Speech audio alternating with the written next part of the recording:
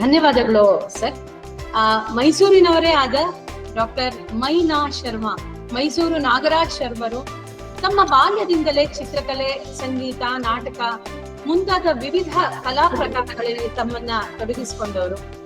ತಮ್ಮ ವೃತ್ತಿ ಜೀವನವನ್ನು ಮೈಸೂರು ವಿಶ್ವವಿದ್ಯಾನಿಲಯದ ಪ್ರಾಚೀನ ಇತಿಹಾಸ ಹಾಗೂ ಪುರಾತತ್ವ ವಿಭಾಗದಲ್ಲಿ ತಂತ್ರಜ್ಞರಾಗಿ ಪ್ರಾರಂಭಿಸಿ ದಶಕಗಳ ಕಾಲ ಸೇವೆ ಸಲ್ಲಿಸಿ ಅಲ್ಲಿಯೇ ಡಾಕ್ಟರೇಟ್ ಪದವಿಯನ್ನು ಪಡೆದಿದ್ದಾರೆ.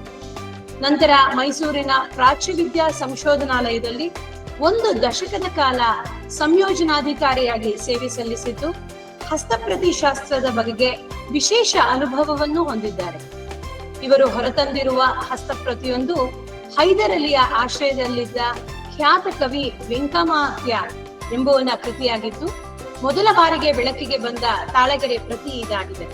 ನಂತರ ಮೈಸೂರು ಆಕಾಶವಾಣಿಯಲ್ಲಿ ದಶಕದ ಕಾಲ ಉದ್ಘೋಷಕರಾಗಿ ಸೇವೆ ಸಲ್ಲಿಸಿ ಆಕಾಶವಾಣಿ ಹಾಗೂ ದೂರದರ್ಶನಗಳ ವತಿಯಿಂದ ಅನೇಕ ಬಾರಿ ದಸರಾ ಜಂಬೂ ಸವಾರಿ ವೀಕ್ಷಕ ವಿವರಣೆಯನ್ನು ನೀಡುತ್ತಾ ಬಂದಿದ್ದಾರೆ. ಅಲ್ಲದೆ ಮೈಸೂರಿನ ಧ್ವನ್ಯಾಲೋಕ ಸಂಸ್ಕೃತಿ ಸಂಶೋಧನಾ ಸಂಸ್ಥೆಯಲ್ಲಿ ಕಾರ್ಯಕ್ರಮ ನಿರ್ದೇಶಕರಾಗಿಯೂ ತಮ್ಮ ಕೊಡುಗೆಯನ್ನು ನೀಡಿರುವ ಇವರು ಮೈಸೂರಿನ ಪೂಜಾ ಭಾಗವತ್ ಸ್ನಾತಕೋತ್ತರ ಕೇಂದ್ರದಲ್ಲಿ ಸಂದರ್ಶಕ ಪ್ರಾಧ್ಯಾಪಕರಾಗಿಯೂ ಸೇವೆ ಸಲ್ಲಿಸಿದ್ದಾರೆ. ಡಾಕ್ಟರ್ ಶರ್ಮಾರವರು ಕರ್ನಾಟಕ ರಾಜ್ಯ ಮುಕ್ತ ವಿಶ್ವವಿದ್ಯಾನಿಲಯದ ಸ್ನಾತಕೋತ್ತರ ಶಿಕ್ಷಣ ವಿಷಯಗಳಾದ ಇಂಟ್ರೊಡಕ್ಷನ್ ಟು ಆರ್ಕಿಯಾಲಜಿ ಮತ್ತು ಇಂಡಿಯನ್ ಕ್ಲಾಸಿಕಲ್ ಪೇಂಟಿಂಗ್ ಇದರ ಕುರಿತು ಪಠ್ಯಕ್ರಮವನ್ನು ಸಿದ್ಧಪಡಿಸಿದ್ದಾರೆ. ಇವರ ಪುರಾತತ್ವ ಸಂಶೋಧನೆಗಳನ್ನು ಪರಿಗಣಿಸಿ ಕೇಂಬ್ರಿಡ್ಜ್ ವಿಶ್ವವಿದ್ಯಾನಿಲಯವು ಪೋಸ್ಟ್ ಡಾಕ್ಟರ್ ಫೆಲೋಶಿಪ್ ಗೌರವವನ್ನು ನೀಡಿರುವುದು ಇವರ ಪ್ರತಿಭೆಗೆ ದ್ಯೋತಕ. ಡಾಕ್ಟರ್ ಶರ್ಮಾರವರು ತಮ್ಮ ವಿದೇಶಿ ಅಧ್ಯಯನದ ವೇಳೆಯಲ್ಲಿ ಯುನೈಟೆಡ್ ಕಿಂಗ್ಡಮ್ನಲ್ಲಿನ ಲಂಡನ್, ಕೇಂಬ್ರಿಡ್ಜ್ ಮತ್ತು ಆಕ್ಸ್ಫರ್ಡ್ ವಿಶ್ವವಿದ್ಯಾನಿಲಯಗಳಿಗೆ ಭೇಟಿ ನೀಡಿದ್ದು ಜರ್ಮನಿಯ ಹೈಡೆಲ್ಬರ್ಗ್, ಬರ್ಲಿನ್ಗಳಲ್ಲಿ ಅಧ್ಯಯನ ನಡೆಸಿ ಇಟಲಿಯ ರೋಮ್ ಮತ್ತು ಮಿಲಾನ್ ನಗರಗಳಲ್ಲಿ, ಫ್ರಾನ್ಸಿನ ಪ್ಯಾರಿಸ್ ಮಹಾನಗರ ಮುಂತಾದ ದೇಶಗಳಲ್ಲಿನ ವಸ್ತು ಸಂಗ್ರಹಾಲಯಗಳಲ್ಲಿ ಅನೇಕ ಭಾರತೀಯ ಪ್ರಾಚ್ಯ ವಸ್ತುಗಳನ್ನು ಅಧ್ಯಯಿಸಿದ್ದಾರೆ. ದೇಶದಾದ್ಯಂತ ಅಪಾರ ಕ್ಷೇತ್ರ ಕಾರ್ಯವನ್ನು ನಡೆಸಿದ್ದು ಓರ್ವ ಪ್ರಾಚ್ಯ ವಸ್ತು ಸಂಗ್ರಹಕಾರರು ಆಗಿದ್ದಾರೆ. ಡಾಕ್ಟರ್ ಶರ್ಮರಲ್ಲಿ 6,000 ವರ್ಷಗಳ ಹಿಂದಿನ ನವಶಿಲಾಯುಗದ ಕಲ್ಲಿನ ಆಯುಧಗಳು, 100 ವರ್ಷಗಳ ಲೋಹದ ವಸ್ತುಗಳು, ಯುದ್ಧೋಪಕರಣಗಳು, ಇದಲ್ಲದೆ ಅನೇಕ ಕೈಬರಹ ಪುಸ್ತಕಗಳು ಇವರ ಸಂಗ್ರಹದಲ್ಲಿ ಅಡಗಿವೆ. ಶ್ರೀಯುತರು ಹಲವಾರು ಸಂಶೋಧನಾ ಲೇಖಗಳನ್ನು, ಅನೇಕ ಪುಸ್ತಕಗಳನ್ನು ರಚಿಸಿದ್ದು ಮೈಸೂರು ವಿಶ್ವವಿದ್ಯಾನಿಲಯದಿಂದ ಪ್ರಕಟಗೊಂಡಿರುವ ಹೊಯ್ಸಳ ಶಿಲ್ಪದಲ್ಲಿ ಶಿವ ಎಂಬ ಬೃಹತ್ ಗ್ರಂಥವು ಇವರ ಮೇರು ಕೃತಿಯಾಗಿ ಹೊರಬಂದಿದೆ. ಕನ್ನಡ ಸಾಹಿತ್ಯ ಪರಿಷತ್ತಿನಿಂದ ಪ್ರಕಟಗೊಂಡಿರುವ ಪುರಾತತ್ವ ಪರ್ಯಟನೆ, ಇದು ಎಂಥ ಲೋಕವಯ್ಯ, ಸಂಚು ವಂಚನೆಗಳ ಲೋಕದಲ್ಲಿ, ಅಂತಃಕರಣದ ಅಂಗಳದಲ್ಲಿ ಹಾಗೂ ಆನೆ ಎಂಬ ಕೃತಿಗಳು ಕನ್ನಡ ಸಾಹಿತ್ಯ ಪರಿಷತ್ತಿನಿಂದ ಪ್ರಕಟಗೊಂಡಿರುವ ಇತರ ಪುಸ್ತಕಗಳು. ಡಾಕ್ಟರ್ ಶರ್ಮಾರವರು ನಾಡಿನ ಸುಪ್ರಸಿದ್ಧ ಚಿತ್ರಕಲಾವಿದರೂ ಆಗಿದ್ದು ಮೈಸೂರಿನ ಚಾಮರಾಜೇಂದ್ರ ಕಲಾಶಾಲೆಯಲ್ಲಿ ಹಾಗೂ ಖ್ಯಾತ ಶ್ರೀ MTV ಆಚಾರ್ಯರಲ್ಲಿ ತಮ್ಮ ಚಿತ್ರಕಲಾ ಶಿಕ್ಷಣವನ್ನು ಪಡೆದು ಮೈಸೂರು ಸಾಂಪ್ರದಾಯಿಕ ಚಿತ್ರಕಲೆಯಲ್ಲಿ ವಿಶೇಷ ಪರಿಶ್ರಮ ಹಾಗೂ ಅನೇಕ ವರ್ಣಚಿತ್ರಗಳನ್ನು ರಚಿಸಿದ್ದಾರೆ. ಫೋಟೋಗ್ರಫಿಯಲ್ಲೂ ಶರ್ಮರು ವ್ಯವಸ್ಥಿತ ಶಿಕ್ಷಣವನ್ನು ಪಡೆದಿರುವುದಲ್ಲದೆ ಈ ಕಲೆಗಳಲ್ಲಿ ಆಸಕ್ತಿ ಹೊಂದಿದವರಿಗೆ ಶಿಕ್ಷಣವನ್ನು ನೀಡುತ್ತಾ ಬಂದಿದ್ದಾರೆ. ನಾಟಕ ಶಾಸ್ತ್ರ ಪದವೀಧರರಾದ ಶ್ರೀಯುತರು ಮೈಸೂರು ನಾಟಕಗಳಲ್ಲಿಯೂ ಅಭಿನಯಿಸಿದ್ದಾರೆ. ಒಟ್ಟಾರೆಯಾಗಿ ಭಾರತೀಯ ಸಂಸ್ಕೃತಿ ಹಾಗೂ ಅಧ್ಯಾತ್ಮಗಳ ಚಿಂತನೆಗಳನ್ನು ಹೊತ್ತ ಬಹುಮುಖ ಪ್ರತಿಭೆಯ ಕಲಾವಿದರು, ಹಿರಿಯ ವಿದ್ವಾಂಸರೂ ಆಗಿರುವ ಡಾಕ್ಟರ್ ಮೈನಾ ಶರ್ಮಾರವರು ನಮ್ಮೊಂದಿಗೆ ಇರುವುದು ಅತ್ಯಂತ ಸಂತಸದ ವಿಷಯ. ಇನ್ನು ಭಾರತದಲ್ಲಿ ಬರವಣಿಗೆಯ ಪ್ರಯೋಗಗಳು ಎಂಬ ತಮ್ಮ ಉಪನ್ಯಾಸವನ್ನು ಪ್ರಾರಂಭಿಸಲು ಈ ಮೂಲಕ ಪ್ರಾರ್ಥಿಸುತ್ತೇನೆ. Sir, over to you please. ಶುರು ಮಾಡಿದೆ. ಮೊದಲನೇದಾಗಿ ಈ ಒಂದು ಪ್ರೌಢ ವೇದಿಕೆಯಲ್ಲಿ ನಾನು ಕಾಣಿಸ್ಕೊಳ್ತಾ ಇರೋದಕ್ಕೆ, ನನ್ನ ಕೆಲವು ಅಭಿಪ್ರಾಯಗಳನ್ನ ತಮ್ಮ ಜೊತೆ ಹಂಚಿಕೊಳ್ತಾ ಇರೋದಕ್ಕೆ ನಾನು ತುಂಬಾ ಸಾರ್ಥಕ್ಯವನ್ನು ಕಂಡುಕೊಳ್ತೀನಿ. ಎರಡನೇದಾಗಿ ಈ ಒಂದು ಸಂಸ್ಥೆ ಹುಟ್ಟಿದ ದಿವಸದಿಂದಲೂ ನನಗೆ ಪರಿಚಯ ಇದೆ. ಇವತ್ತಿನ ದಿವಸದಲ್ಲಿ ಈ ಸಂಸ್ಥೆಯ ಚುಕ್ಕಾಣಿಯನ್ನು ಹಿಡಿಯೋದಕ್ಕೆ ಬಂದಿರತಕ್ಕಂತಹ ಆಫ್ ಮಾಡಿದ್ರೆ ಅಲ್ಲಿ ನಡೀತಕ್ಕಂತಹ ಶಬ್ದಗಳು ಈಗ ಕೇಳಿಸೋದಿಲ್ಲ. ತುಂಬಾ ಸಂತೋಷ. ಹಾಗಾಗಿ ನಮ್ಮ ಮಾಜಿ ಸಹೋದ್ಯೋಗಿಗಳಾದ ಪ್ರೊಫೆಸರ್ ತಳವಾರ್ ಅವರು ಈ ಒಂದು ವೇದಿಕೆಯಲ್ಲಿ ಚುಕ್ಕಾಣಿಯನ್ನು ಹಿಡಿದಿದ್ದಾರೆ ಅನ್ನೋದು ನನಗೆ ತುಂಬಾ ಸಂತೋಷದ ಸಂಗತಿ. ಹಾಗಾಗಿ ಈ ಒಂದು ಇವರ ಬಗ್ಗೆ ನಾನು ವೈಯಕ್ತಿಕವಾದ ಒಂದು ಧನ್ಯವಾದಗಳನ್ನು ಅರ್ಪಿಸೋದಕ್ಕೆ ಇದು ಒಂದು ಸಂದರ್ಭ ಅಂತ ತಿಳ್ಕೊಂಡು ನಾನು ಇದನ್ನು ಬಳಸ್ಕೊಂಡ್ಬಿಡ್ತೀನಿ. ನೋಡಿ, ಇವರು ನಮ್ಮ ಡಾಕ್ಟರ್ ಸಂತೋಷಿ ಅವರು ವಿವರಿಸಿದ ಹಾಗೆ ಪ್ರಥಮ ಪುಸ್ತಕ ನಂದು ಹೊಯ್ಸಳ ಶಿಲ್ಪಲ್ಲಿ ಶಿವ ಅಂತ ಸ್ವಲ್ಪ ಬೃಹತ್ ಕೃತಿ, 400ಕ್ಕೂ ಹೆಚ್ಚು ಪುಟ ಇದೆ. ಅದನ್ನ ಕಮಿಟಿ ಅದನ್ನ ಸ್ವೀಕೃತ ಮಾಡಿದ್ರೂ ಸಹ ಸಮಿತಿ ಅದು ಪ್ರಕಟವಾಗದೆ ತುಂಬಾ ಪುಟಗಳಿರೋದ್ರಿಂದ ಹೆಚ್ಚು ವೆಚ್ಚ ಆಗುತ್ತೆ ಅನ್ನೋಕ್ಕೋಸ್ಕರ ಎಲ್ಲ ನಿರ್ದೇಶಕರು 3-4 ನಿರ್ದೇಶಕರು ಅದನ್ನ ಪ್ರಕಟ ಮಾಡದೆ ಕುಳಿತಿದ್ರು. ಆದ್ರಿಂದ ಆ ಸಮಯದಲ್ಲಿ ನಮ್ಮ ಪ್ರೊಫೆಸರ್ ತಳವಾರ್ ಅವರೇ ಆ ಪ್ರಸಾರಾಂಗಕ್ಕೆ ಅಧ್ಯಕ್ಷರಾಗಿ ನಿರ್ದೇಶಕರಾಗಿ ಬಂದಾಗ ನಂಗೆ ತುಂಬಾ ಸಂತೋಷ ಆಯ್ತು. ಅವ್ರ ಬಳಿ ಹೋಗಿ ನಾನು ಆ ವಿಚಾರವನ್ನು ತಿಳಿಸಿದೆ. ಅಯ್ಯೋ, ನನ್ ಗಮನಕ್ಕೆ ಬಂದಿಲ್ಲ, ಹೀಗಾಗ್ಬಾರ್ದು, ನಿಮ್ ಕೆಲಸ ನನ್ಗೆ ಗೊತ್ತಿದೆ ಅಂತ ಹೇಳಿ ಬಹಳ ಪ್ರೀತಿ ವಿಶ್ವಾಸದಿಂದ 400 ಪುಟದ ಪುಸ್ತಕವನ್ನ ಅವರು ಪ್ರಕಟಿಸಿದ್ರು. ಇದು ನನಗೆ ತುಂಬಾ ಸಂತೋಷ ತರ್ತಕ್ಕಂತಹ ವಿಚಾರ. ಈ ಪುಸ್ತಕ ಅವ್ರಿಗೆ ನಾನು ಕೃತಜ್ಞತೆಯಿಂದ ಅವರು ಪುಸ್ತಕ ಬಿಡುಗಡೆ ಆಗೋ ಹೊತ್ತಿಗೆ ಅವರು ಬೇರೆ ಇಲಾಖೆ ಹೊರಟೋಗಿದ್ರು. ಆದ್ರೂ ನಾನು ಮರೀದೆ ಪುಸ್ತಕದಲ್ಲಿ ಅವ್ರ ಹೆಸರನ್ನ ಸೂಚಿಸಿ ಅವ್ರಿಗೆ ಕೃತಜ್ಞತೆಯನ್ನು ಅರ್ಪಿಸಿದ್ದೆ. ಅದಾಗ್ಲೇ ಬಹಳ 10 ವರ್ಷಕ್ಕೂ ಜಾಸ್ತಿ ಆಯ್ತು. ಈಗ ಒಳ್ಳೆ ಸಂದರ್ಭ ಸಿಕ್ಕಿ ನಾನು ಅವ್ರಿಗೆ ಹೃತ್ಪೂರ್ವಕವಾಗಿ ಮತ್ತೊಮ್ಮೆ ಕೃತಜ್ಞತೆ ಹೇಳಲಿಕ್ಕೆ ಸಂದರ್ಭ ಸಿಕ್ಕಿರೋದು ತುಂಬಾ ಸಂತೋಷದಾಯಕವಾದ ವಿಚಾರ. ನನ್ನನ್ನ ಇಲ್ಲಿಗೆ ಕರೆದು ನನ್ನಲ್ಲಿರ್ತಕ್ಕಂಥ ಒಂದು ಅಲ್ಪ ವಿಚಾರವನ್ನ ಹಂಚಿಕೊಳ್ಳಿಕ್ಕೆ ಅವಕಾಶ ಮಾಡಿಕೊಟ್ಟಂತಹ ಈ ಮಹೋದಯರಿಗೂ ಕೂಡ ನನ್ನ ಮತ್ತೊಂದು ವಿಶೇಷವಾದ ಕೃತಜ್ಞತಾಪೂರ್ವಕ ನಮನಗಳು. ಎರಡನೇದಾಗಿ, ಇವತ್ತಿನ ಕಾರ್ಯಕ್ರಮಕ್ಕೆ ನಿರೂಪಕರಾಗಿ ಅಥವಾ ನಿರ್ವಾಹಕಿಯಾಗಿ ಸೇವೆ ಸಲ್ಲಿಸ್ತಾ ಇರ್ತಕ್ಕಂಥ ಸಂತೋಷಿ ಸುಬ್ರಹ್ಮಣ್ಯ ಅವರು ಕೂಡ ಅನೇಕ ಸಲ ನನ್ನ ಜೊತೆ ಮಾತಾಡಿ ವಿಚಾರಗಳಲ್ಲಿ ವಿನಿಮಯ ಮಾಡಿಕೊಂಡು ಇದರ ಸಹಕರಿಸಿದ್ದಾರೆ. ಅವ್ರಿಗೂ ಸಹ ನನ್ನ ಕೃತಜ್ಞತೆಗಳು. ಮತ್ತೆ ಇವತ್ತಿನ ನಾದನ್ ನಮ್ಮ PPT ಪ್ರೆಸೆಂಟೇಷನ್ಗೆ ಮಧ್ಯವರ್ತಿಯಾಗಿರ್ತಕ್ಕಂಥವರು ಹಾಗೂ ಇಲ್ಲಿನ ಎಲ್ಲ ಸಿಬ್ಬಂದಿ ವರ್ಗಗಳು ಕೂಡ ನನ್ನ ಹೃತ್ಪೂರ್ವಕವಾದ ಕೃತಜ್ಞತೆಗಳು.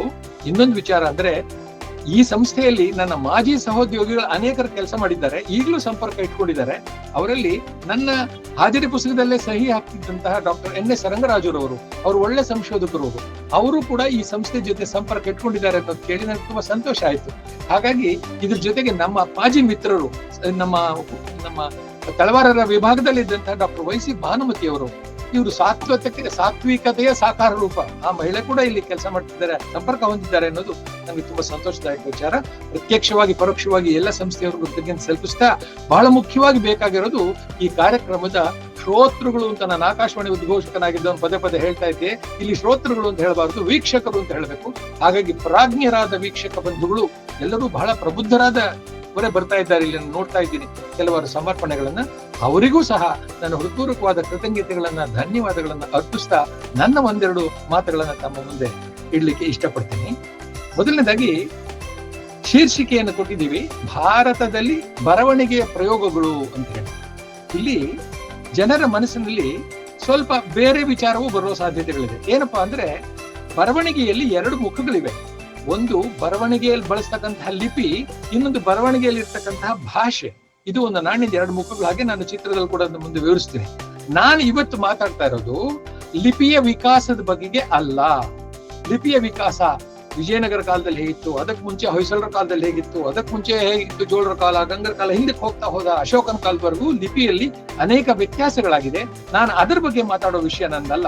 ಸದ್ಯಕ್ಕೆ ನಾನು ಆರಿಸ್ಕೊಂಡಿರೋದು ಲಿಪಿಗಳನ್ನ ದೃಶ್ಯೀಕರಿಸಿ ತಾಳೆಗರಿಯ ಮೇಲಾಗ್ಲಿ, ಕಾಗದದ ಮೇಲಾಗ್ಲಿ ಬರೆಯೋದಕ್ಕೆ ನಮ್ಮ ಪೂರ್ವಜರು ಯಾವ ಪ್ರಯತ್ನಗಳನ್ನ, ಕಷ್ಟಗಳನ್ನ ಪಟ್ಟಿದ್ದಾರೆ, ಅದರ ಪ್ರಯೋಗದ ಪರಿಣಾಮವಾಗಿ ನಮ್ಮವರೆಗೂ ಬಂದಿದೆ ಇವತ್ತು ಅನ್ನೋ ವಿಚಾರವನ್ನ, ಅಂದ್ರೆ ಬರವಣಿಗೆಯ ಪ್ರಯೋಗಗಳು, ಶಾಸ್ತ್ರ ಅಲ್ಲ, ಇದು ತಂತ್ರ, ಬರವಣಿಗೆಯ ತಂತ್ರಗಳ ಬಗ್ಗೆ ಮಾತಾಡ್ತಿದ್ದೀನಿ ಅನ್ನೋ ಸೀಮೆಯನ್ನ ತಿಳಿಸಿ ನನ್ನ ಮಾತುಗಳನ್ನ ಮುಂದುವರಿಸ್ತಾ ಇದ್ದೀನಿ. ಬಂಧುಗಳೇ, ಈ ಬರವಣಿಗೆಯ ಬಗ್ಗೆ ನಾವೆಲ್ಲರೂ ಬರವಣಿಗೆಯಿಂದಲೇ ಬದುಕನ್ನ, ದಿನವನ್ನ ಪ್ರಾರಂಭಿಸ್ತೀವಿ. ಬೆಳಗಾಗಿ ಎದ್ದು ಕೂಡಲೇ ಗಡಿಯಾರವನ್ನ ನೋಡ್ತೀವಿ, ಅಲ್ಲಿ ಬರವಣಿಗೆ ಇದೆ. ಆನಂತರ ಬೆಳಗಾಗಿ ಎದ್ದು ನಾವು ನಮ್ಮ ವೃತ್ತಪತ್ರಿಕೆಗಳನ್ನು ತೆಗೆದು ನೋಡ್ತೀವಿ, ಅಲ್ಲಿ ಬರವಣಿಗೆ ಇದೆ. ಕಚೇರಿಗೆ ಹೋದ್ಮೇಲೆ ನಾವು ಹಾಜರಿ ಪುಸ್ತಕದಲ್ಲಿ ಹಾಜರಿ ಹಾಕ್ತೀವಿ, ಅಲ್ಲಿ ಬರವಣಿಗೆ ಇರುತ್ತೆ. ಬರವಣಿಗೆ ನಮ್ಮ ದೇಹದ ಉಡುಗೆ ತೊಡುಗೆಗಳಷ್ಟೇ ಇವತ್ತು ನಮ್ಮೊಂದಿಗೆ ಅಂಟುಕೊಂಡ್ಬಿಟ್ಟಿದೆ. ಆದರೆ ಈ ಬರವಣಿಗೆ ಹೇಗೆ ಹುಟ್ಟಿತು, ಯಾವಾಗ ಹುಟ್ಟಿತು, ಇದಕ್ಕೋಸ್ಕರ ನಮ್ಮ ಹಿರಿಯರು ಏನೆಲ್ಲ ಪ್ರಯೋಗಗಳನ್ನು ಮಾಡಿದ್ರು ಅನ್ನೋದ್ರ ಬಗ್ಗೆ ನಮ್ಗೆ ಶಾಲೆಗಳಲ್ಲೂ ಕಲ್ಸ್ಕೊಡೋದಿಲ್ಲ, ಕಾಲೇಜಿನಲ್ಲೂ ಕಲ್ಸ್ಕೊಡೋದಿಲ್ಲ, ನಮಗೆ ಗೊತ್ತೂ ಇಲ್ಲ. ನೇರ ಬರೆಯಕ್ಕೆ ಶುರು ಮಾಡ್ತಿದ್ವಿ. ಆದ್ರೆ ಇವತ್ತಿನ ದಿವಸ ನಾವು ಆ ಹಿಂದಿನವರು ಮಾಡಿದ ಕಷ್ಟಗಳು ಏನು ಅನ್ನೋದ್ರ ಬಗ್ಗೆ ನಾವು ತಿಳ್ಕೊಳ್ಳೋದಕ್ಕೆ ಪ್ರಯತ್ನ ಮಾಡೋಣ. ಎರಡನೇದಾಗಿ, ಮಧ್ಯದಲ್ಲಿ ಒಂದು ವಿಚಾರ ನಾನು ಹೇಳ್ಬಿಡ್ತೀನಿ. ಇದು ತಾಂತ್ರಿಕತೆಗೆ ಸಂಬಂಧಪಟ್ಟ ವಿಚಾರ. ಅಂದ್ರೆ ಇವತ್ತಿನ ನನ್ನ ಸಮರ್ಪಣೆ ಏನಿದೆ, ಇದು ಕಂಪ್ಯೂಟರ್ ತಂತ್ರಜ್ಞತೆಗೆ ಸಂಬಂಧಪಟ್ಟ ವಿಚಾರ. ನಾನು ಅನೇಕ ಸಲ ಈ ರೀತಿ ಸಮರ್ಪಣೆಗಳನ್ನು ಮಾಡುವಾಗ ತಾಂತ್ರಿಕವಾದ ನಮ್ಮ ಸಂಸ್ಕೃತ ಭಾಷೆಯಲ್ಲಿ, ನಾನು ಸಂಸ್ಕೃತ ವಿದ್ಯಾರ್ಥಿಯೂ ಹೌದು, ಸಂಸ್ಕೃತ ಭಾಷೆಯಲ್ಲಿ ಷಷ್ಟ್ಯಾತ್ ಮನುಷ್ಯ ಪ್ರಯತ್ನ ಸಪ್ತಮಂ ದೈವಚಿಂತನಂ ಅಂತ ಹೇಳ್ಬಿಡ್ತೀವಿ.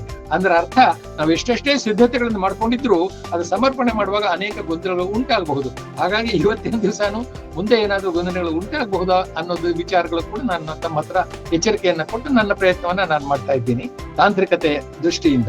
ಎರಡನೇದಾಗಿ ಬಂಧುಗಳೇ, ಈಗ ನಾನು ಮಾತಾಡ್ತಾ ಇರ್ತಕ್ಕಂಥ ವಿಚಾರಗಳಲ್ಲಿ ಅನೇಕ ಹೊಸ ನನ್ನ ಒಂದು ಸಂಶೋಧನೆಗಳನ್ನು ಸೇರಿಸಿ ನಾನು ಇಲ್ಲಿ ಹೇಳ್ತಾ ಇದ್ದೀನಿ.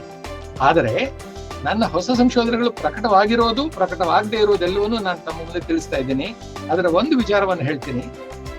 4 ಜನರ ಮುಂದೆ ಮಾತಾಡುವಾಗ ನನ್ನ ಗುರುಗಳು ಕಲಿಸ್ಕೊಟ್ಟಿರೋದು, ನೀನು ಒಬ್ಬ ವಿದ್ವಾಂಸನಾಗಿ ಎಂದೂ ಮಾತಾಡಬಾರ್ದು.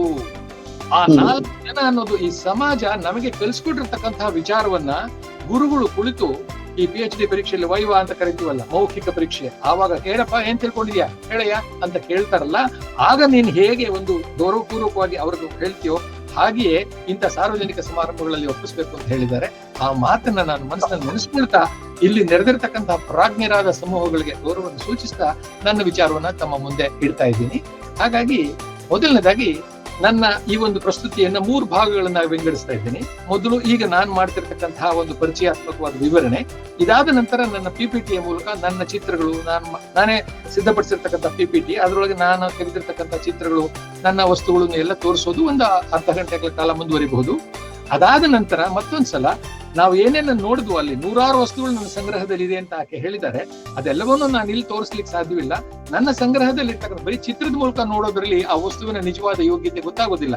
ಹಾಗಾಗಿ ನನ್ನ ಸಂಗ್ರಹದಲ್ಲಿ ಇರ್ತಕ್ಕಂಥ ಅನೇಕ ತಾಳೆಗರಿಗಳು, ಬರವಣಿಗೆಗಳು, ತಾಮ್ರಪತ್ರಗಳು ಇಂಥದ್ದನ್ನು ಕೂಡ ತಮಗೆ ತೋರಿಸಿ ನಾನು 3ನೇದು ನನ್ನ ದೃಶ್ಯ ರೂಪದಲ್ಲಿ ಅಂದ್ರೆ ನೇರ ಕಾಣಿಸಿಕೊಳ್ಳುವ ಒಂದು ಪ್ರಕರಣ ಕೂಡ ಇದೆ. ಮುಂದೆ 3 ಭಾಗದಲ್ಲಿ ಹೇಳ್ತೀನಿ. ಹಾಗಾಗಿ ಮೊದಲನೇದಾಗಿ ಈಗ ನಾನು ಪ್ರಾರಂಭದಲ್ಲಿ ನನ್ನ PPT ಮೂಲಕ ಕೆಲವು ವಿಚಾರಗಳನ್ನು ಹೇಳ್ತೇನೆ. ನಾದನ್ ಅವರೇ ಸ್ವಲ್ಪ ಸಹಕರಿಸಬಹುದಾ ಮಿತ್ರರೇ? ನೋಡಿ, ಮೊದಲನೇದಾಗಿ ಪ್ರವೇಶ ಮಾಡೋಣ. ಮನುಷ್ಯ ಮಂಗನಿಂದ ಮಾನವನಾದ ಅನ್ನೋದು ನಮ್ಗೆಲ್ಲ ಗೊತ್ತಿರತಕ್ಕಂತಹ ವಿಚಾರ. ಮನುಷ್ಯ ಅಂದ್ರೆ ಪ್ರಾಣಿಗಳು, ಮಂಗಗಳು ತಮ್ಮ ದೇಹದಲ್ಲಿ ಇರ್ತಕ್ಕಂಥ ಅಂಗಾಂಗಗಳನ್ನ ಮಾತ್ರ ಬಳಸಿ ತಮ್ಮ ಚಟುವಟಿಕೆಯನ್ನ ನಡೆಸುತ್ತವೆ. ಆದ್ರೆ ಮಂಗ ಮಾನವನಾಗುವ ಒಂದು ಕಾಲದಲ್ಲಿ ತಾನು ಒಂದು ಕಲ್ಲನ್ನು ಹೊತ್ಕೊಂಡು ಹೊಡಿತಾ ಇದ್ದಾನೆ ನೋಡಿ. ಇದು ಮಂಗನ ಲಕ್ಷಣವಲ್ಲ, ಮಾನವನತ್ತ ಪ್ರವೇಶ ಮಾಡ್ತಾ ಇರುವ ಒಂದು ಲಕ್ಷಣ. ಹಾಗಾಗಿ ಇವನನ್ನ ಮಂಗ ಮಾನವ ಅಂತ ಕರೆಯೋಣ, ಇವನನ್ನ ಪೂರ್ಣ ಮಾನವ ಅಂತ ಕರೆಯೋಣ. ಪೂರ್ಣ ಮಾನವ ಯಾಕಾದ ಮಂಗ ಮಾನವ ಅಂತಿದ್ದವನು ಅಂದ್ರೆ ಇವನ್ ಕೈಲಿ ಇರ್ತಕ್ಕಂತಹ ಆಯುಧಗಳನ್ನ ಗಮನಿಸಿ, ಇದು ನೇರವಾಗಿ ಪ್ರಾಕೃತಿಕವಾಗಿ ಲಭ್ಯವಾಗಿರತಕ್ಕಂತಹ ಶಿಲೆಗಳಲ್ಲ, ಇದು ರೂಪಾಂತರಿತ ಶಿಲೆಗಳು. ಅದನ್ನ ಅವನು ಸ್ವಲ್ಪ ಕತ್ತರಿ ಕೆಲಸ ಮಾಡಿ ಅದನ್ನ ಶೇಪ್ನ ಅಥವಾ ಆ ಭಾಗವನ್ನ ರೂಪೊಂದಿಸ್ಕೊಂಡಿದ್ದಾನೆ. ಹಾಗಾಗಿ ಇದು ನಮ್ಮ ಮುಂದಿನ ಮಾನವನಾದ ಕಾಲ, ಮಂಗ ಮಾನವನಿಂದ ಮಾನವನಾದ ಕಾಲ. ಈ ರೀತಿ ಅನೇಕ ವಿಕಾಸಗಳನ್ನ ಕಂಡುಕೊಳ್ಳುವಾಗ ಅವನು ಈ ರೀತಿ ವಸ್ತ್ರಗಳನ್ನ ಕೂಡ ಧರಿಸಲಿಕ್ಕೆ, ತನ್ನ ಮಾನ ಮರ್ಯಾದೆ ಅಂತ ಇವತ್ತು ಕರಿತೀವಲ್ಲ, ಆ ತರದಕ್ಕೆಲ್ಲ ಬೇಕಾದಷ್ಟು ಪ್ರಯೋಗಗಳನ್ನು ಮಾಡಿ ಬೆಳೆಸ್ಕೊಂಡಿದ್ದಾನೆ. ಈಗ ನಾವು ಭಾಷೆಯನ್ನು ಕೂಡ ಹಾಗೆಯೇ ಬಳಸ್ಕೊಂಡ, ಅನಂತರ ಬರವಣಿಗೆಯನ್ನು ಕೂಡ ಹಾಗೆ ಬಳಸ್ಕೊಂಡ. ಈಗ ನಾವು ಅದರ ಬಗ್ಗೆ ಯೋಚನೆ ಮಾಡೋದಾದ್ರೆ ಒಂದ್ ಸ್ವಲ್ಪ ಭಾಷೆ ಅಂದ್ರೆ ಏನು ಅಂತಂದ್ರೆ, ಬಾಯಿಯ ಮೂಲಕ ಆ ಶಬ್ದವನ್ನು ಉತ್ಪತ್ತಿ ಮಾಡಿ ನಮ್ಮ ಮನಸ್ಸಿನೊಳಗಿರುವಂತಹ ಭಾವನೆಗಳನ್ನ ಬೇರೆಯವರಿಗೆ ನಾವು ಒದಗಿಸ್ತಕ್ಕಂತಹ ಒಂದು ಸಂವಹನ ಕ್ರಿಯೆಯನ್ನ ಭಾಷೆ ಅಂತ ಕರೀತಾರೆ ಅಂತ ನಿಮಗೆಲ್ಲ ಗೊತ್ತು, ಸಣ್ಣ ಮಕ್ಕಳಿಗೂ ಗೊತ್ತು. ಆದ್ರೆ ಈ ಭಾಷೆ ಅಂದ ಕೂಡಲೇ ಮನುಷ್ಯನಲ್ಲಿ ಮಾತ್ರ ಭಾಷೆ ಇದೆ ಅನ್ನೋ ಒಂದು ಭ್ರಮೆ ನಮ್ಮಲ್ಲಿ ಬರುತ್ತೆ. ಆದ್ರೆ ಹಾಗಲ್ಲ, ಪ್ರತಿಯೊಂದು ಪ್ರಾಣಿಯಲ್ಲಿಯೂ ಭಾಷೆ ಇದೆ. ಆದ್ರೆ ಮನುಷ್ಯನಷ್ಟು ಒಂದು ರೀತಿ ಪೂರ್ಣ ಪ್ರಮಾಣದ ಒಂದು ಹತೋಟಿಯನ್ನ ಇಟ್ಕೊಂಡು ಬಾಯಿ ಅಂತ ಶಬ್ದ ಕಂಠದ ಮೇಲೆ ಮಾಡ್ತಕ್ಕಂಥದ್ದಲ್ಲ. ಪ್ರಾಣಿಗಳೂ ಸಹ ಸಂದರ್ಭೋಚಿತವಾಗಿ ತಮ್ಮ ಶಬ್ದದಲ್ಲಿ ಬೇರೆ ಬೇರೆ ಬದಲಾವಣೆಗಳನ್ನ ಮಾಡಿ ತಮ್ಮ ಪರಿಸರದಲ್ಲಿ ಇರ್ತಕ್ಕಂಥ ಒಂದು ಸಂವೇದನೆಯನ್ನ ಕೊಡುತ್ತೆ ಅನ್ನೋದು ಕೂಡ ಒಂದು ಭಾಷೆಯ ಒಂದು ಮೂಲ ರೂಪವನ್ನಾಗಿ ನಾವು ಗುರುತಿಸಬೇಕಾಗುತ್ತೆ. ಇಲ್ಲಿ ನೋಡಿ, ನಾಯಿಯಲ್ಲಿರ್ತಕ್ಕಂತಹ ಈ ಒಂದು ಮುಖಭಾವವನ್ನು ತರಿಸಿದ್ರೆ ಅದು ಹೇಗೆ ಶಬ್ದ ಮಾಡ್ತಿದೆ ಅಂತ ಗೊತ್ತಾಗುತ್ತೆ. ಇಲ್ಲಿ ನೋಡಿದ್ರೆ ಮತ್ತೆ ಅದು ಏನು ಶಬ್ದ ಮಾಡ್ತಿರ್ಬೋದು. ಈ ಬದಲಾವಣೆಗಳಲ್ಲಿ ಅದರಲ್ಲಿ ಆಗ್ತಕ್ಕಂಥ ಭಯ ಸಹಿತವಾದ ಚುಚ್ಚುವಿಕೆಯನ್ನು ಇದು ತೋರಿಸ್ತಾ ಇದೆ, ಈ ಮುಖಭಾವ. ಇನ್ನು ಇದರಲ್ಲಿ ಈ ಒಂದು ಜಿಂಕೆ ಇದೆಯಲ್ಲ, ಕಾಡುಗಳಲ್ಲಿ ಒಂದು ರೀತಿಯ ಈ ಪ್ರಾಣಿಗಳು, ಹುಲಿ, ಸಿಂಹ ಈ ತರದ ಯಾವ್ದಾದ್ರು ಬಂದು ಪ್ರಾಣಾಪಾಯ ಒದಗಿದೆ ಎನ್ನುವಾಗ ತಮ್ಮ ಸಾಧಾರಣವಾದ ಶಬ್ದವನ್ನ ಬದಲಾಯಿಸಿ ಬೇರೆ ಒಂದು ರೀತಿಯನ್ನ ಕೂಗುತ್ತವೆ. ಅದನ್ನ ನಾವು ಈ ಪ್ರಾಣಿಶಾಸ್ತ್ರಜ್ಞರು ಅಲಾರಂ ಕಾಲ್ ಅಂತ ಕರೀತಾರೆ. ಅಂದ್ರೆ ಒಂದು ರೀತಿಯ ಎಚ್ಚರಿಕೆಯ ಸಂದೇಶ ಕೊಡ್ತಕ್ಕಂಥದ್ದು. ಹಾಗಾಗಿ ಒಟ್ಟಿನಲ್ಲಿ ಇಲ್ಲಿ ನಾನು ಹೇಳ್ತಕ್ಕಂಥದ್ದು ಮನುಷ್ಯನಿಗೆ ಮಾತ್ರ ಭಾಷೆ ಸೀಮಿತವಲ್ಲ, ಅದರ ಮನುಷ್ಯನಲ್ಲಿ ವಿಕಸಿತವಾದ ಒಂದು ರೂಪ ಇದೆ. ಪ್ರಾಣಿಗಳಲ್ಲೂ ಕೂಡ ಭಾಷೆ ಇದೆ, ಮನುಷ್ಯ ಅದರ ವಿಕಸಿತವಾದ ರೂಪದಲ್ಲಿ ಪಡಿತಾನೆ ಅಂತ. ಈಗ ಇಲ್ಲಿ ಒಬ್ಬ ಮನುಷ್ಯ ತನ್ನ ಸಂಸಾರ ಜೊತೆ ಇರುವಾಗ ಒಂದು ಆನೆ ಕಂಡಾಗ, ಆನೆ ಕಂಡ ಕೂಡಲೇ ಅವನು ಆ ಜಾಗ ಬಿಟ್ಟು ಮುಂದಕ್ಕೆ ಓಡ್ತಾನೆ. ಓಡಿ ಅವನು ತನ್ನ ಸಂಸಾರವನ್ನ ಕಾಪಾಡ್ಕೊಳ್ತಾನೆ. ಆಗ ಅದನ್ನು ಕಂಡ ಕೂಡಲೇ ಇವನು ಬಾಯಿನಲ್ಲಿ ಏನೋ ಒಂದು ಶಬ್ದ ಹೊಡೆಯುತ್ತೆ. ದೂದು, ದಾದಾ, ಬುಬ್ಬು ಅಂತ ಏನೋ ಒಂದು ಹೇಳ್ತಾನೆ. ಅವನಿಗೇನು ಅಂತ ಗೊತ್ತಿಲ್ಲ, ಅವನು ಏನೋ ಒಂದು ನುಡಿತಾನೆ. ಮತ್ತೆ ಎಲ್ರಿಗೂ ಗೊತ್ತಾಗುತ್ತೆ. ಆಗ ಓಡ್ ಹೋಗ್ತಾರೆ. ಒಂದು ದಿವಸ ಇವನು ಯಾನ್ ಯಾನ್ ಅದ ಎದುರುಗಡೆ ಬಂದಾಗ ಯಾನ್ ಯಾನ್ ಯಾನ್ ಅಂತ ಕೂಕೊಳ್ತಾನೆ. ಆವಾಗ ಅದು ಎದುರುಗಡೆ ತುಂಬಾ ಜನ ಇದ್ದವರು, ಓಹೋ ಇದು ಬಂದಾಗ ಈ ಪ್ರಾಣಿಯನ್ನು ನೋಡಿದಾಗ ನಾವು ಯಾನ್ ಅನ್ಬೇಕು ಅನ್ನೋ ಒಂದು ಪರಿಚಯ ಆಗುತ್ತೆ ಅವ್ರಿಗೆ. ಎಲ್ಲರೂ ಅದನ್ನೇ ಒಂದು ಗುರುತು ಸಂಕೇತವಾಗಿ ನೋಡಿ. ಮೊದಲನೇದಾಗಿ ಭಾಷೆ ಅಂದರೆ ಏನು ಅನ್ನೋದನ್ನ ಸ್ವಲ್ಪ ಯೋಚನೆ ಮಾಡೋದಾದ್ರೆ, ಭಾಷೆಯ ಒಳಗಡೆ ಏನೂ ಇಲ್ಲ, ಕೇವಲ ಶಬ್ದ ಮಾತ್ರ ಇದೆ. ಆ ಶಬ್ದವನ್ನ ನಾವು ಒಂದೊಂದು ವಸ್ತುವಿಗೆ ಸಂಕೇತವಾಗಿ ಉಚ್ಚಾರಣೆ ಮಾಡಿ ನಮ್ಮ ಜನಗಳಿಗೆ, ಪರಿಸರದಲ್ಲಿರ್ತಕ್ಕಂಥ ಮಕ್ಕಳಿರ್ಬೋದು, ವಿದ್ಯಾರ್ಥಿಗಳಿರ್ಬೋದು, ಸ್ನೇಹಿತರಿರ್ಬೋದು, ಇವರಿಗೆ ಪರಿಚಯ ಮಾಡಿಸ್ತೀವಿ.